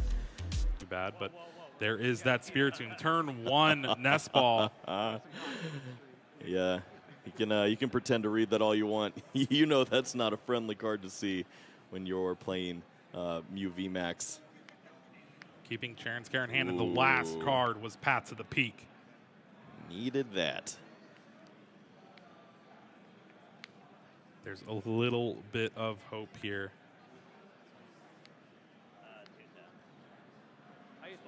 And there's that Trinity Nova. 210 damage. Oh, Boss's man. orders. This seals it up. Power Tablet and Maddox Corcoran moving on to top 4. Taking down Makani Tran. Whew. I mean, right, really got to give a big shout out to all the 904 Jacksonville community just testing. I got my guys Eric and Parker, the Beach Court podcast, that are just doing a lot of work with me. And again, big shout out to Nakama Anime Cafe, who's really just like helping support me get here and travel and go on this deep run like we've been waiting for.